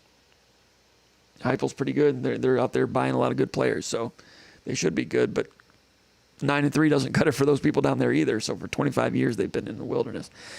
So Tucker has a high ceiling. I think we've established that. He's got a personality and energy and a vision for what he wants to do. Has there been some mistakes? Yeah. Did Nick Saban make some mistakes early? Yeah. Did Mark D'Antonio make some mistakes early? Yes. Was Nick Saban on the hot seat going into 1999? Some people thought so. They went 9-2, and he was gone because he got the sense that people thought he was on the hot seat. He didn't appreciate that much. He was looking for the next bus out of town once he got the leg up. So if you've got a good coach, I don't know. It's a tough question. I mean, that's up to other people. Would I think so? I would think no, especially after what happened in 2021 and the way that when he won, just the way the fan base gravitated to him. They're always happy for a coach, but I got the sense that the Michigan State fan base was really happy and really proud of Mel Tucker. And if Michigan State can kind of get into that 8-win, 9-win thing over the course of time and recruit better and better, that the ceiling is good enough to do the things that fans hope for and maybe became spoiled by in 2013, 14, and 15. Now, is the floor lower in some ways? Maybe it is. But bet big, win big. All right. Question 7, PA Spartan from Pennsylvania says, if either or both players withdraw their name from the portal, what is the damage done in the locker room at this point, or is it just considered a part of business today in NCAA college football and basketball? Yeah, I don't think if they come back, I don't think there's damage in the locker room. I don't think so. I think they get over it. Question 8, HS Spartan from Harbor Springs. He says, how many on the board seem to be most concerned about losing Coleman? He says, many on the board seem to be more concerned about losing Keon Coleman. He says, however, losing an experienced senior quarterback who has seen success, 11-2, and failure, 5-7, seems a greater loss to me. This is HS Spartan talking, Harbor Springs Spartan. He says, Thorne's potential replacements do not have one college start, and you cannot teach experience.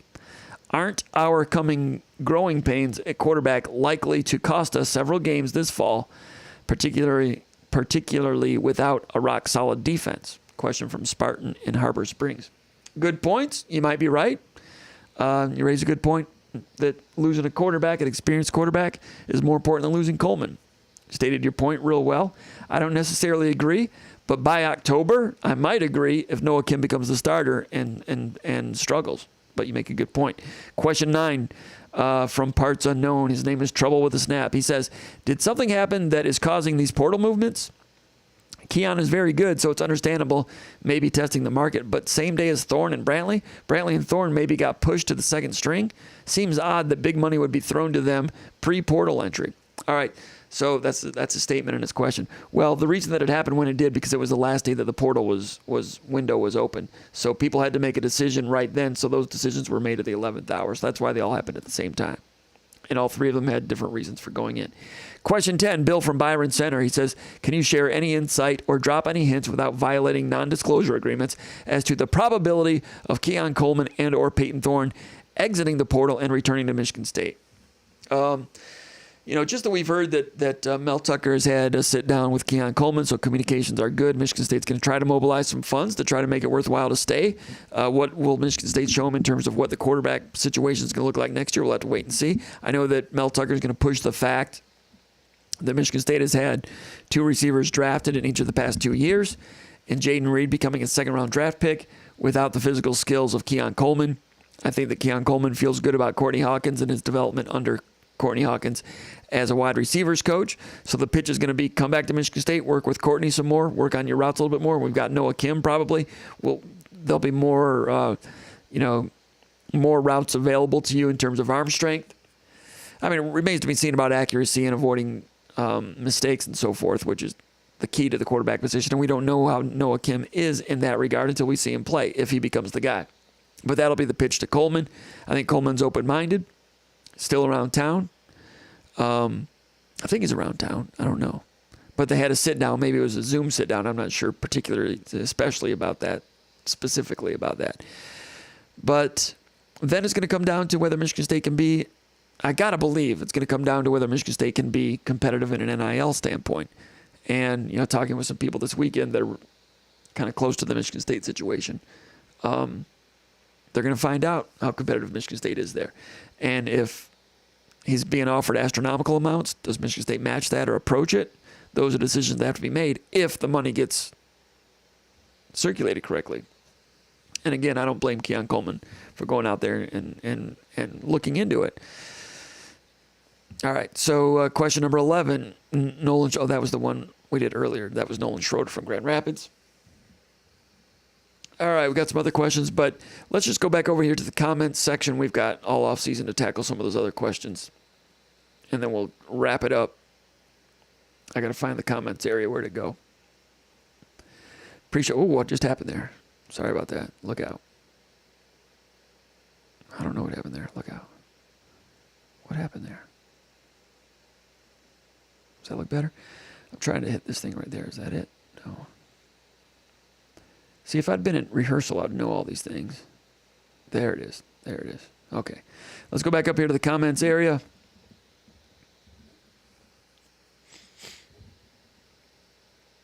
Good to have Harriet Dean here. I think that she was over at the This is Sparta podcast. I think this might be her first SpartanMag Live. Good to have her there. There's a lot of new names here. Appreciate that. Sean Little says, hello, Jim. Mr. Bowman says, great job on This is Sparta. Thank you.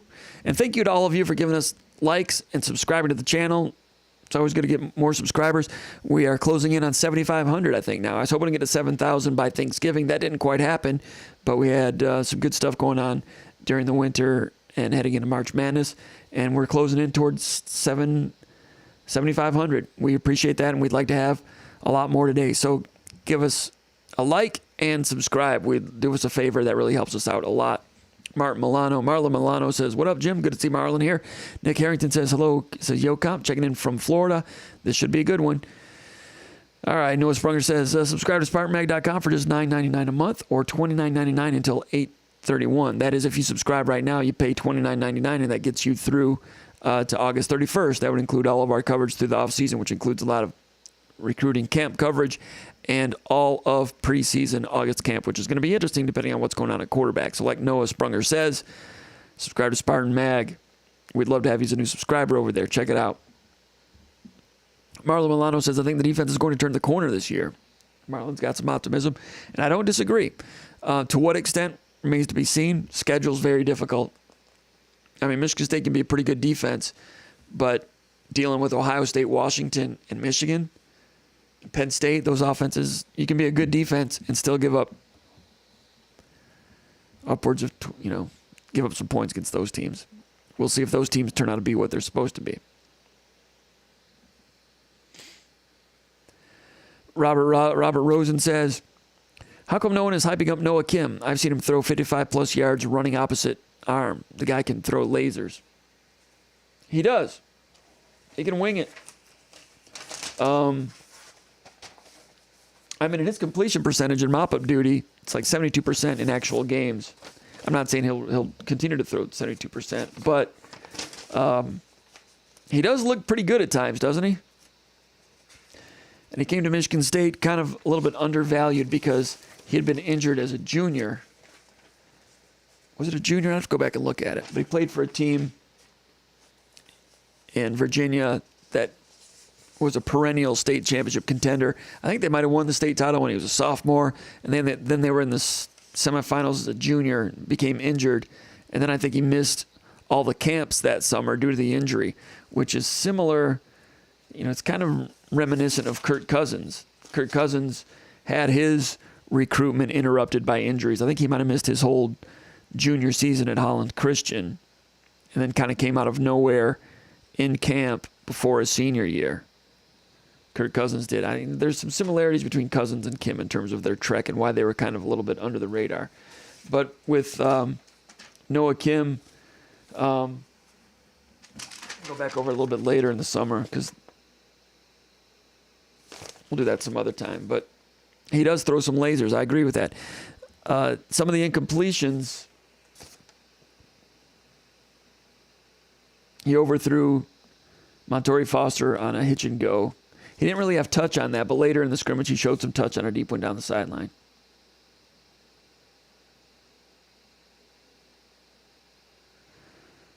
All right, we could go over some of those. We'll do that some other time. We got all summer to talk about some of those things. Old Tuck says Thorne would not be leaving if he didn't think he was beaten out. We were his first Power 5 offer. He says Thorne would not be leaving if he didn't think he was being beaten out. That's kind of the way I'm thinking. If nothing else, he knows that his job is in jeopardy. It's got to be the only thing we can think of. Plus, there might be a little disrespect factor there, and they're trying to keep communication lines open. But I think you're onto something there. Brian V says healthy Bogle and Tumise Adeleye going to make that defensive line a whole hell of a lot better.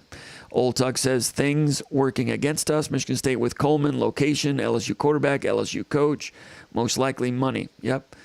Location, LSU quarterback, LSU coach. Yeah, Brian Kelly's pretty good, and the quarterback's good. Nussmeier is staying there as the backup quarterback, which was like an announcement. Garrett Nussmeier, the son of former Michigan State quarterbacks coach Doug Nussmeier. Marlon Milano says, facts, Brian, Bogle and TA plus Burrow. Nice. Brian V says, don't forget about Derek Harmon. He's poised for breakout year. MSU Hunter Spartan says, Spartans facing one of the toughest schedules this fall. No question. It might be the toughest schedule in the country. And you're going to hear me say this a lot this summer. But you can be a good team. You can be a top 25 caliber team. You can be a top 20 team. You can be one of the 20 best teams in the country and go 7-5 with Michigan State's schedule. You could be like the who's number 20 in the country? Let's just say, who is it? I don't know. Let's just say it's Baylor. I don't know. Who's, well, let's look to see who was number 20 last year. AP top 25.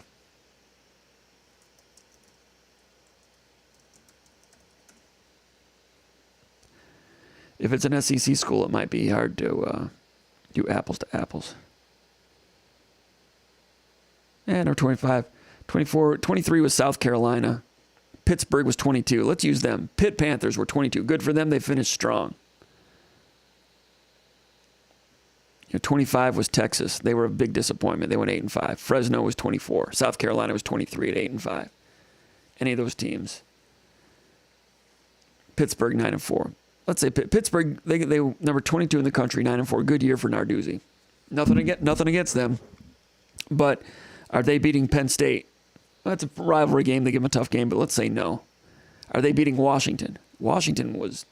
DeBoer was good at quarterback, and Michael Penix in the pre-snap read before that game, when I was watching them early in the season, I wrote on the pre-snap read and I put it on the underground bunker. I'm like, this guy's better. He's right there with C.J. Stroud, which sounded ridiculous last year on September 10th.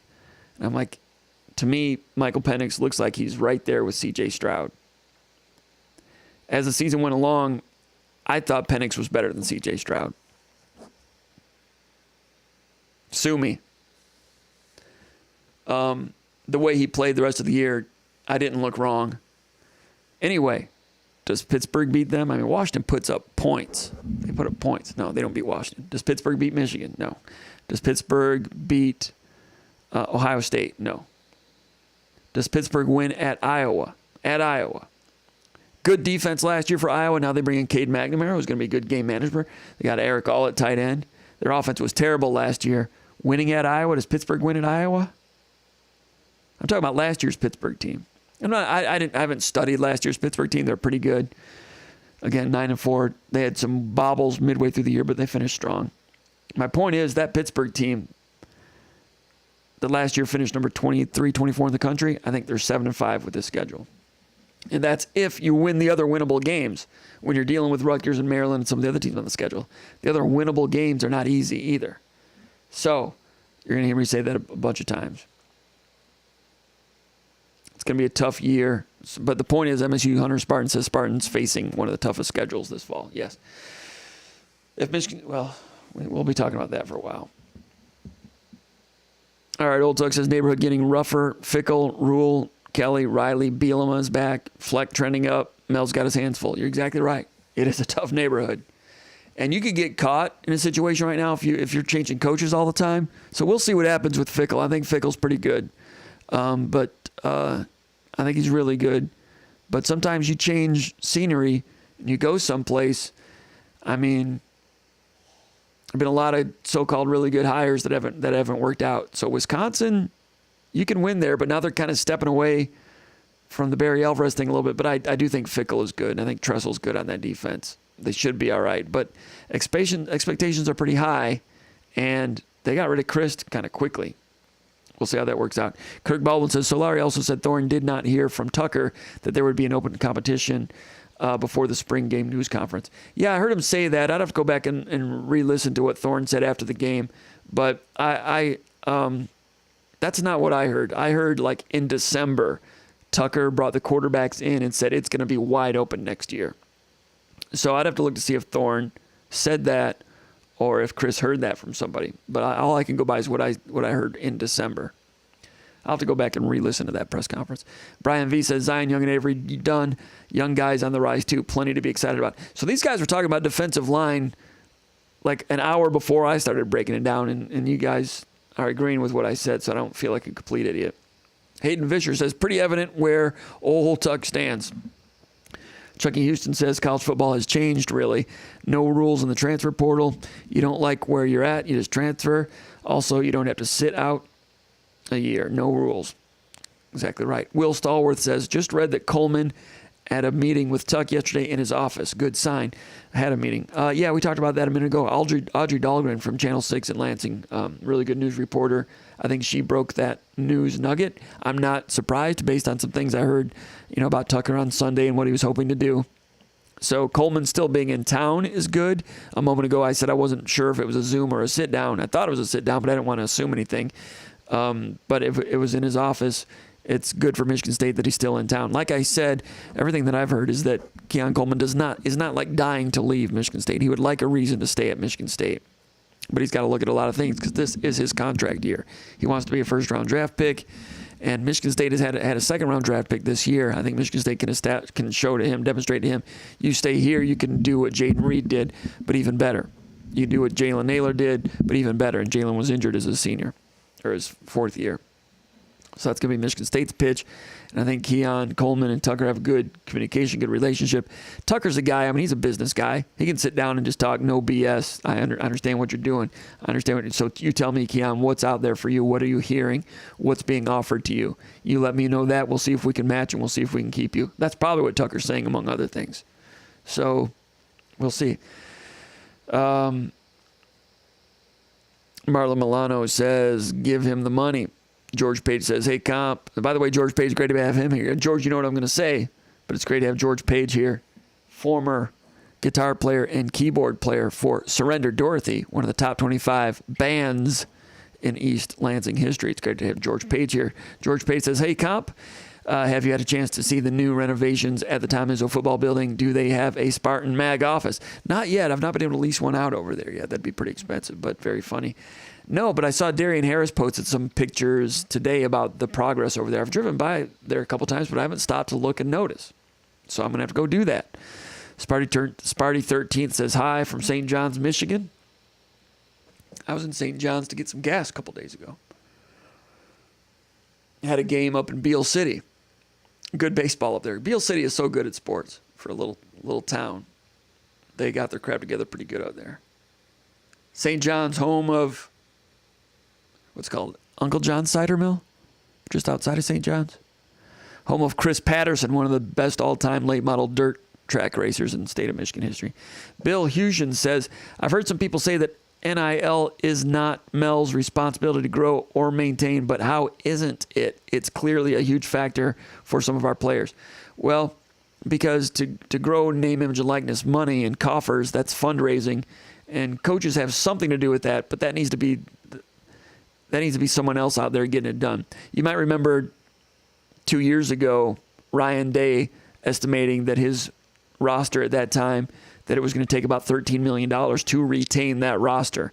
And you may remember Nick Saban. Well, that statement that he made, Ryan Day, that statement was made at a booster meeting. And you may remember Nick Saban saying, talking about, the Texas A&M went out and bought a bunch of recruits. That ended up being like a little bit of a mudslinging match between Saban and Jimbo Fisher. Jimbo Fisher called a press conference and accused Nick Saban of stealing and knowing where all the bodies were buried and all that stuff. And Nick Saban later on said, well, I shouldn't really mention Texas A&M by name. So Nick Saban kind of walked it back and apologized. But privately, I'm sure that Nick Saban probably broke some dishes and threw a tantrum about it. Nick Saban, very good coach, maybe the greatest college football coach of all time, but whiner, childish, probably the worst person I've ever met in my life. How many people have you met in your life? 10,000 people, 20,000 people, 30,000 people? Let's say I've met 30,000 people. The worst, Nick Saban. All right, so good coach, though. I don't blame him for leaving Michigan State at all. I understand why he was doing it, and he went to a college where the tail wags the dog, and then he went to another one where the tail wags the dog. That's what he needed to do. I don't blame him for that at all. Very good coach. I'm talking about him as a person outside of football.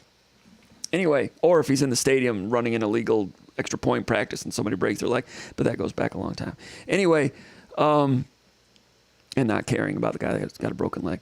That's just one of a million stories. So when Nick Saban was making that comment about Jimbo Fisher and A&M buying players, what he was saying, he was talking to an alumni, a booster group, and his message was, if you want us to continue to have a roster better than these teams on our schedule, you better give us the money so we can compete financially with A&M. That's what that meant.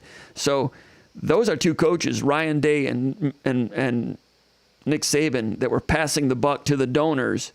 So it's not the coach's responsibility. It wasn't Saban's responsibility to collect the money. It's not Ryan Day's responsibility to collect the money. It's not Mel Tucker's responsibility to collect the money. That needs to be done at the support level, the donor level, the booster level, to create and strengthen the coffers to be competitive in NIL. You asked, how is it not Mel's responsibility? I just detailed how it's not for those two schools, and hopefully that makes sense. Sparty 13th, first time here. It's great to have Sparty 13th here. Rosalind Russell saying, nice to hear an adult, unbiased view. That's what we shoot for, Rosalind. Thank you. I'm glad that you see it that way. We try to be credible. We've covered Michigan State sports at Spartan Magazine, SpartanMag.com, and our fledgling family-owned news organization, I've been with since 1993, when we were a print publication called Spartan Magazine. Had a lot of fun doing that. Then this thing called the internet came around, created SpartanMag.com, and over the years, SpartanMag.com took over and the magazine kind of went away. And all along the same time, I mean, we cover Michigan State closely, and there's no question we cover these players and we get to know them at a young age sometimes. And you know, I'm happy to see Draymond Green doing well. I knew him when he was 16, seen him play at the Spies camp down in Fort Wayne, and some of these other recruits when they were recruits. So when they do well, am I happy for them as people because I know them more than I know the Purdue players? Yes, I'm not going to lie. I'm happy when they beat some of these teams. I'm happy for them as people. So in that regard, am I biased? I guess so. But when it comes to things that are going right or wrong with Michigan State football, we hope that we've established over the years that we will level with the readers the way that we see it. That doesn't mean that I'm right. I've disagreed with my friend Mike Valeni on a lot of things, and a lot of times he turns out being right. I'm not really able to tell the future on what the best way to do things is, but we try to be credible. And it sounds like you may see us that way. We appreciate that. Matthew Latham, who used to handle our MUN hockey board over at SpartanMag.com. Now we have Hockey Talk on the Underground Bunker message board. Good to have Matt here.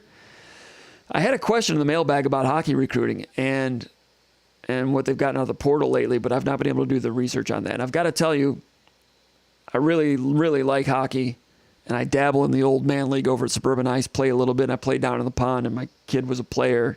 I've watched a lot of hockey, but my frame of reference is not as such that I can watch a hockey recruit and tell you that guy's the next John Michael Lyles. I don't have that frame of reference. I can report and say what other people that do know more about it and how they feel about things. Or if they get someone out of a portal, and let's say they get someone from Brown and they beat out North Dakota to get him, that means something. But in terms of watching hockey film and analyzing it, I'm not your guy for that. I can report that somebody that they get a commitment from is on the USA 18 under national developmental team. That means something, and they're getting more of that than they've had in recent years. Or if somebody is on the NHL, central scouting draft rankings, that means something. But I'm not going to be showing up at the Five Nations Cup and watching 16-year-olds and giving you any kind of tangible breakdowns on those guys. I apologize. Maybe someday I'll arrive at that level of frame of reference, but I've got to spend more time on basketball and football right now. And basketball's changing all the time, man. I used to be able to look at basketball recruits and have a better picture of what they're going to become. Now there's talent, and I'd say more talented players, and with positionless basketball and three-point line and short shot clock and just the way everything is played outside in, it's just more and more random, and it's hard to keep up. It's hard for this old man to keep up, but I'm trying. Dane McBain, I like that name, Dane McBain. Batting fourth for the Dodgers, Dane McBain. Too bad I don't have a good voice. The only thing it shows is that Thorne does not want to be a backup quarterback. Dane just coming strong with it. The Untitled Beer Ranking Show, that's Cali Spartan. Great to hear from him. Says, welcome back, Comp. So, Untitled Beer Ranking Show is Cali Spartan, and I didn't know that he had made that contribution when he was on the air with us. So, I wish I would have known that. I would have said thank you. But I didn't know it at the time. So I'll just do this. Thank you very much.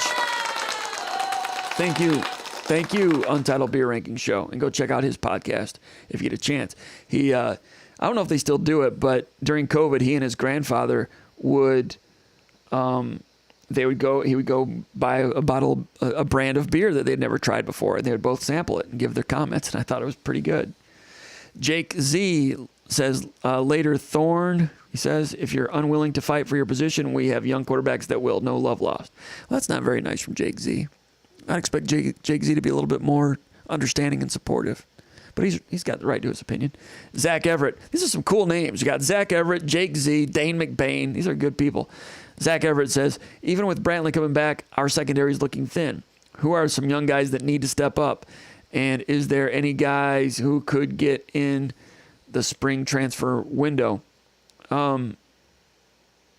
We talked a moment ago with Malcolm Jones Sr. about Armarion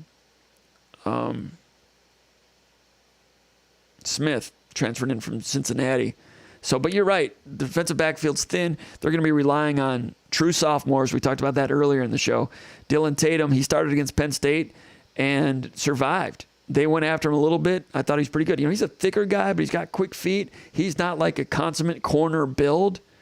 But if you got feet and you can make it work, and then you have that build, I don't know. Maybe he can be maybe, excuse my language, but a badass at corner. I don't swear very often. I think it's, as a tangent and a side note, I think there's too much swearing on podcasts and on Sirius XM. I think it sounds juvenile.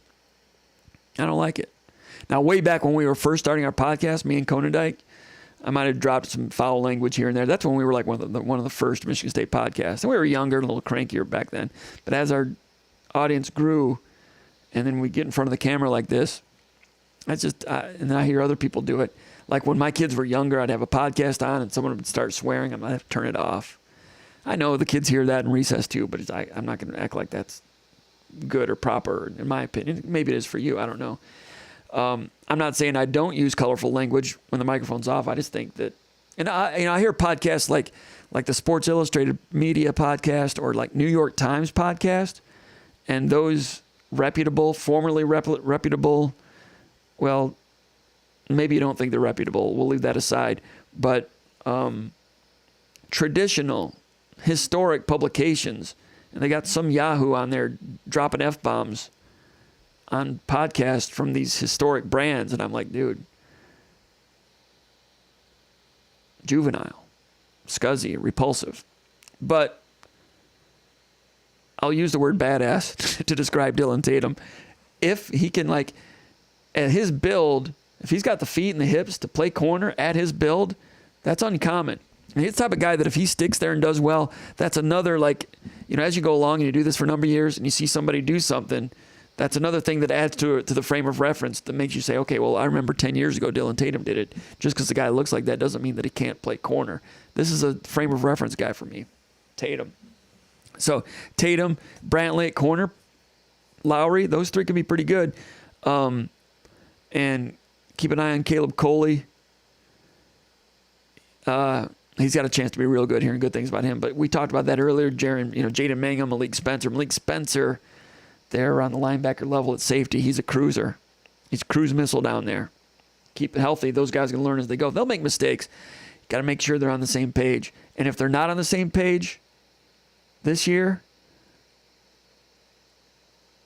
I'm not going to blame the players if it happens again, if it keeps happening.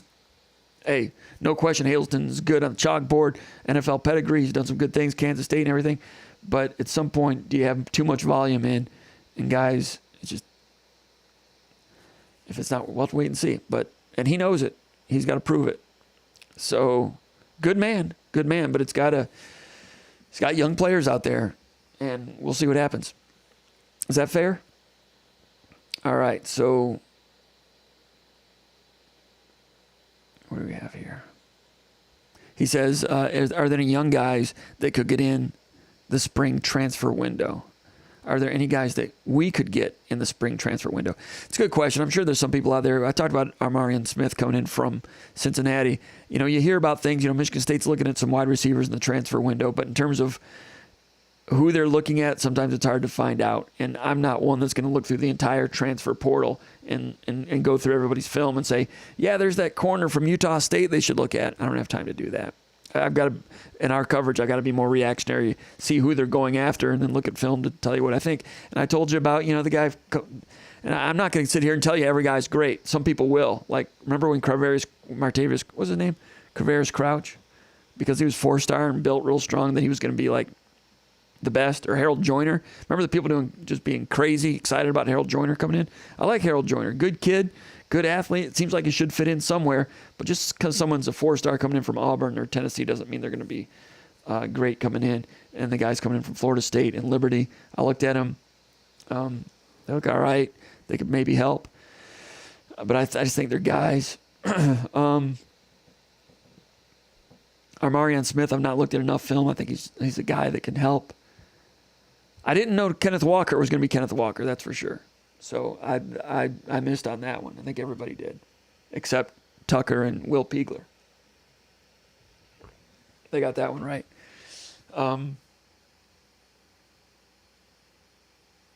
So, I mean, some of those transfer portal guys, a higher percentage of them need to hit because Michigan State's still relying heavily on that portal. All right, so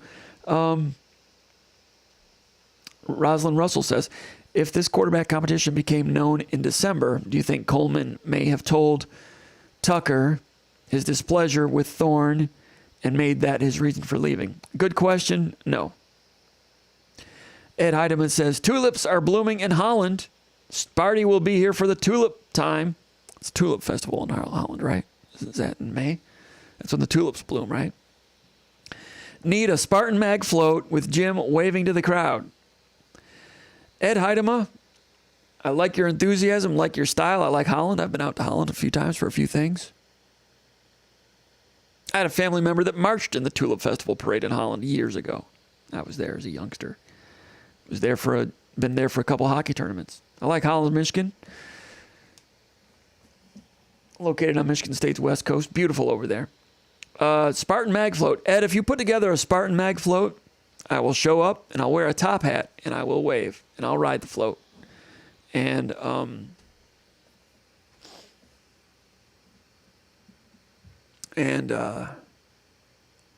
bring a crunchy burger. How's that? Is that fair? Good post. Appreciate it. Gerald Wasserman says, Comp. Hold on a second here. Comp had concerns with Strayhorn's comments on size of Michigan State name, image, and likeness versus others. His kid at IMG leads me to believe he is in the know. Do you think we can compete going forward if that is true? Yes, you're exactly right. His son, what's Jason's son's name? Caden Thornhill? I should know it. He's a big-time offensive line recruit. Watched him at camp 2 summers ago. I remember Jason having video of him when his son was 13 or 12 or 13 years old, hitting a home run in baseball and kept his hands inside. I mean, he was like Cecil Fielder. He didn't play. He ended up quitting baseball, but he had a swing and some power. But you're right. With him being at IMG, he's aware of what's going on in the NIL game, and he was really well versed in Michigan's NIL game because Michigan's recruited him a little bit. Strayhorn's son. So yes, Strayhorn knows more about NIL than I do about the exact money figures that are out there. You ask, do I think Michigan State can compete going forward if that's true? In some ways, but you know, when NIL and legalized money cannon stuff became legal, I didn't think Michigan State would be able to compete with some schools just because of vast numbers that some schools have and football being more important at other schools than it is at Michigan State. It's important at Michigan State, but it's an obsession at Michigan, right? And they've got some deep-pocketed boosters. So it doesn't surprise me that when all this stuff became legalized, and to Michigan's credit, for the most part over the years, they've made efforts to be clean. They've wanted to be clean. Schembechler always wanted to have a clean program and all that stuff. And he spoke negatively against those that cheat and everything. I respect that. They tried to be clean and everything. I'm sure they were cleaner than most for many years. And when cheating became more and more commonplace, I kind of felt Michigan was a little bit slow and hesitant to do that. Then when it became legal, I was like, I told people, I'm like, Michigan is going to be one that this can bring them back up to that national championship contention level when paying players became legal because they've got funds, and they will mobilize them for football, and they'll do it efficiently and effectively, and it sounds like that's what they're doing. And they're doing it now to pay the players they have. I think that's what Strayhorn is alluding to. I'm not sure that Michigan is going out on the front end and really attracting players with money. Maybe they are. They're recruiting pretty well this year. It seemed like they'd been a little hesitant to do that and maybe pay the players that they have to keep them. So I don't know, but yeah, Strayhorn would know. Do I think Michigan State can compete going forward? To an extent, but I don't think Michigan State's ever going to have the highest paid NIL package in the country, if that's what you're asking. And if you don't have that, there will be times when teams outspend you. So you have to decide how wise you're going to be with your money. That's what this is going to come down to. Spunky181 says, man, just got here. What did I miss? Well, in the first hour, I explained how they built Stonehenge. You missed it, but you can go back and listen to that later. Gerald Wasserman says, Comp Strayhorn mentions comments on the size of MSU NIL very concerning with this kid. Just like, I think the same guy posted that same thing twice. Internet Cold the Cowboy posted, says, I'm 39 and play college football. I disagree with your comments on the 6-7 yards off comment. It is not normal to play your DBs as far off as Michigan State did last year. There were no adjustments all season.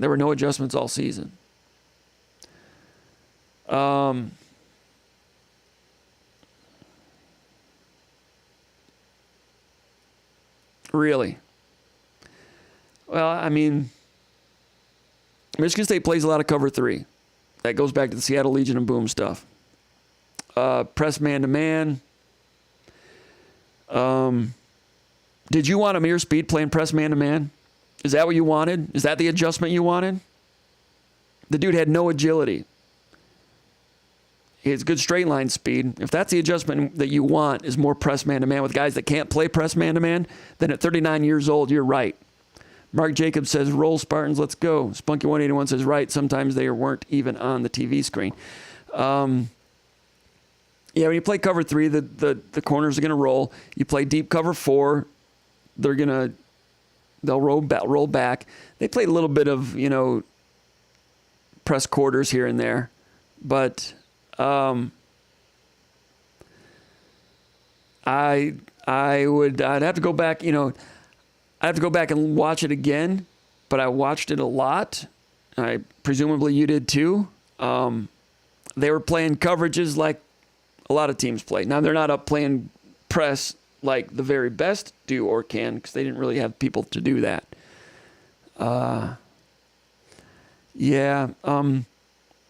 Now, against Minnesota, Michigan State was terrible. I'll give you that. Against Minnesota, Michigan State was god-awful. And they played the same loose coverage all day. And they had a terrible week of practice coming back from Washington. And they had all those injuries. And I said after that game, that was...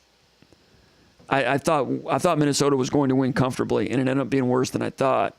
But then, Michigan State became better in some areas depending on who was available to them. And if you're saying they never made adjustments, did you watch the damn Illinois game? Now I know Illinois is not a passing team, but that what they had to do with the defensive personnel was nothing but adjustments. You're talking about pass defense, okay, but these blanket statements. If you're talking about the Minnesota game, and that might have affected your mental construct on the entire season, that one game. But as the season went along, there were changes, and they tried different things. But yeah, some of it involved off coverage with zone, but it's not like it was like off man-to-man like all the time. There was some press coverage in there. And do I have to go out and prove the sky's blue? That'd be pretty easy to do. Going out and bringing in some video of some other games. I might just go watch, because usually when I counterpoint something like this, usually I want to have 100% facts to back it up, and I've got in my head, I'm thinking, okay, when's the last time I looked at film? What were they doing? I'm trying to think of players and plays, and my memory's not as good as it used to be. But I do think that when I watched Michigan State and everything that was going wrong, I didn't think it's because they had guys too far off of a receiver. If someone was off a receiver, it's because the guy couldn't cover his ass. It wasn't getting beat on the chalkboard.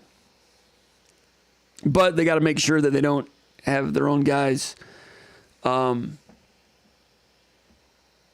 so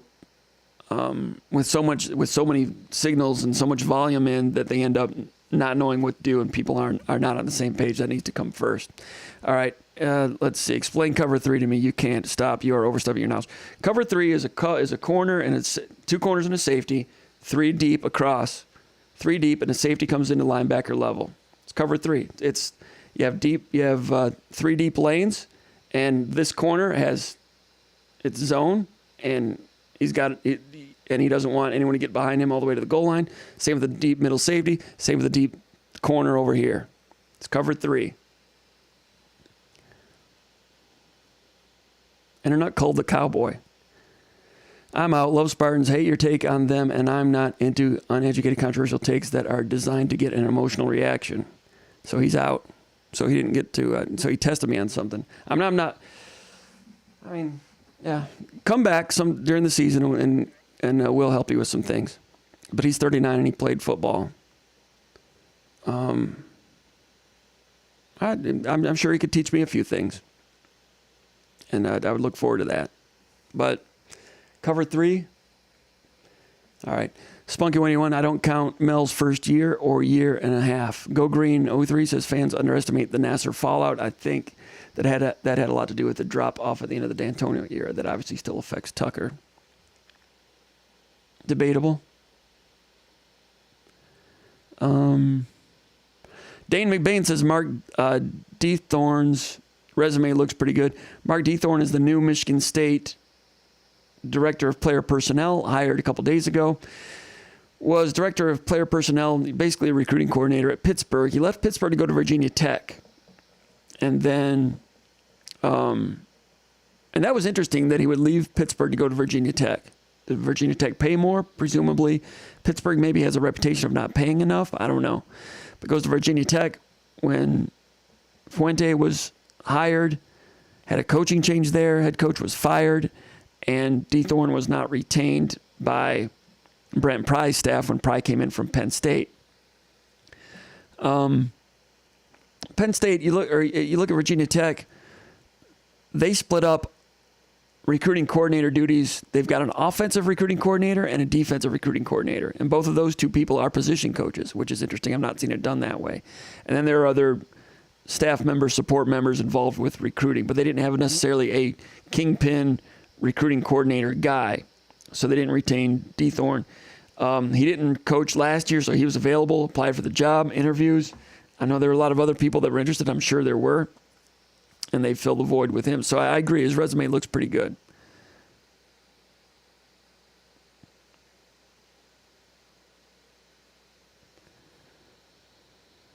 All right. A lot of talk here about the Nassar stuff.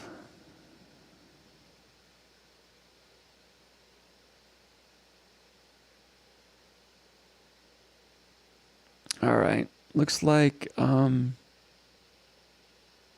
we've had just about enough. I've heard other voices in Spartan media who are convinced Hauser is the implied quarterback one with Thorne gone rather than Kim.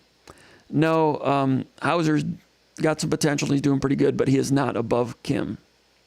I mean, midway through next season, is it possible? Possibly.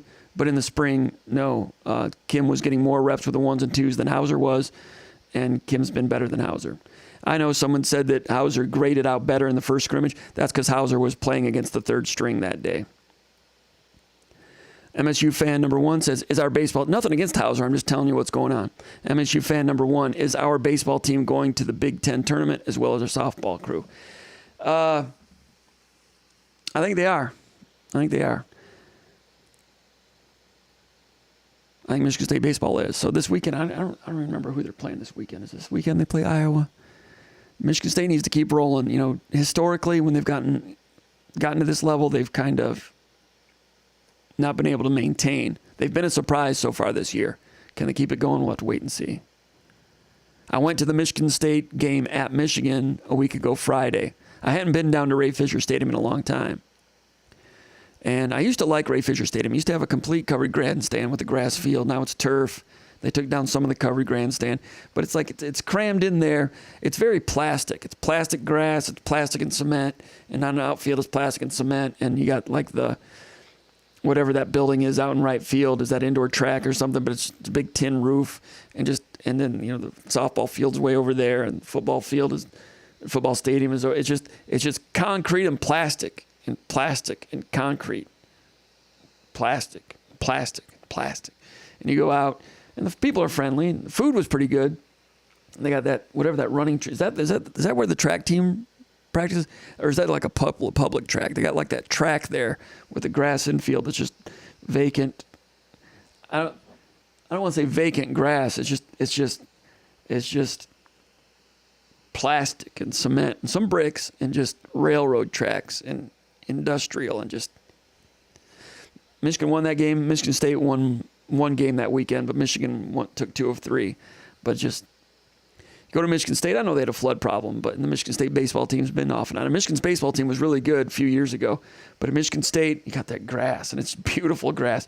But the everything's been so 45 degrees around here. Things have stopped blooming a little bit. But this time of year, if you get sunshine at McLean Stadium, the grass, the best baseball grass in the country. And the river and the trees when you're walking in, the green space, the grass, and those old sycamore, the trees, just park-like atmosphere, just pristine at Michigan State baseball. Compared to Michigan, it's just plastic and cement. Nothing against Tracy Smith, good coach. I loved him at Indiana, loved him at Arizona, good man. Not the best setting for baseball. They got some decent baseball fans at Michigan, though. I give them that. I mean, they got, by Big Ten standards, pretty good. How was Nate Ote injury? Looked bad in the spring game. I've not heard. Good question. All right.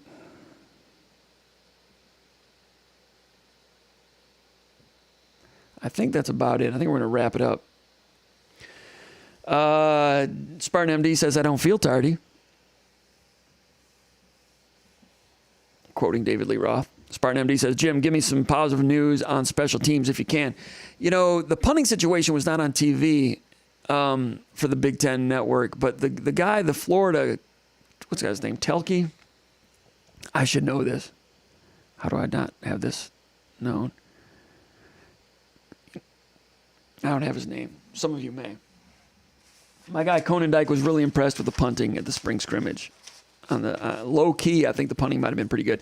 You've got Michael O'Shaughnessy transferring in from Ohio State. He was okay at Ohio State as a backup. But the walk-on, I forget his name. I've not seen him punt yet. But I hear that looks pretty good.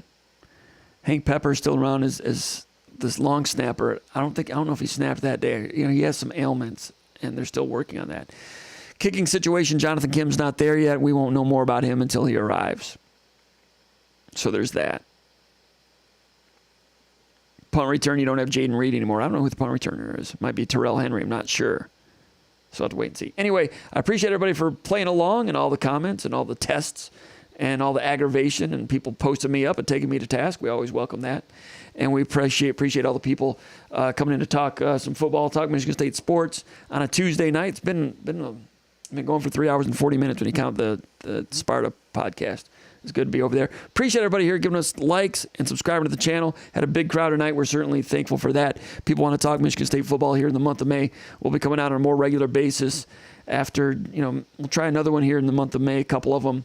And then after about June 3rd, when I'm no longer a baseball dad, we might be getting these a little bit more frequently. We look forward to that. We want to get more and more listeners and subscribers and more of a following. That certainly helps the bottom line over at SpartanMag.com. Again, thanks for everybody, all your posts and your questions, and thanks for checking us out. We'll see you the next time. Go over to SpartanMag.com, but become a subscriber over there. We would appreciate it. Thanks a lot, everybody. Take care. Take care.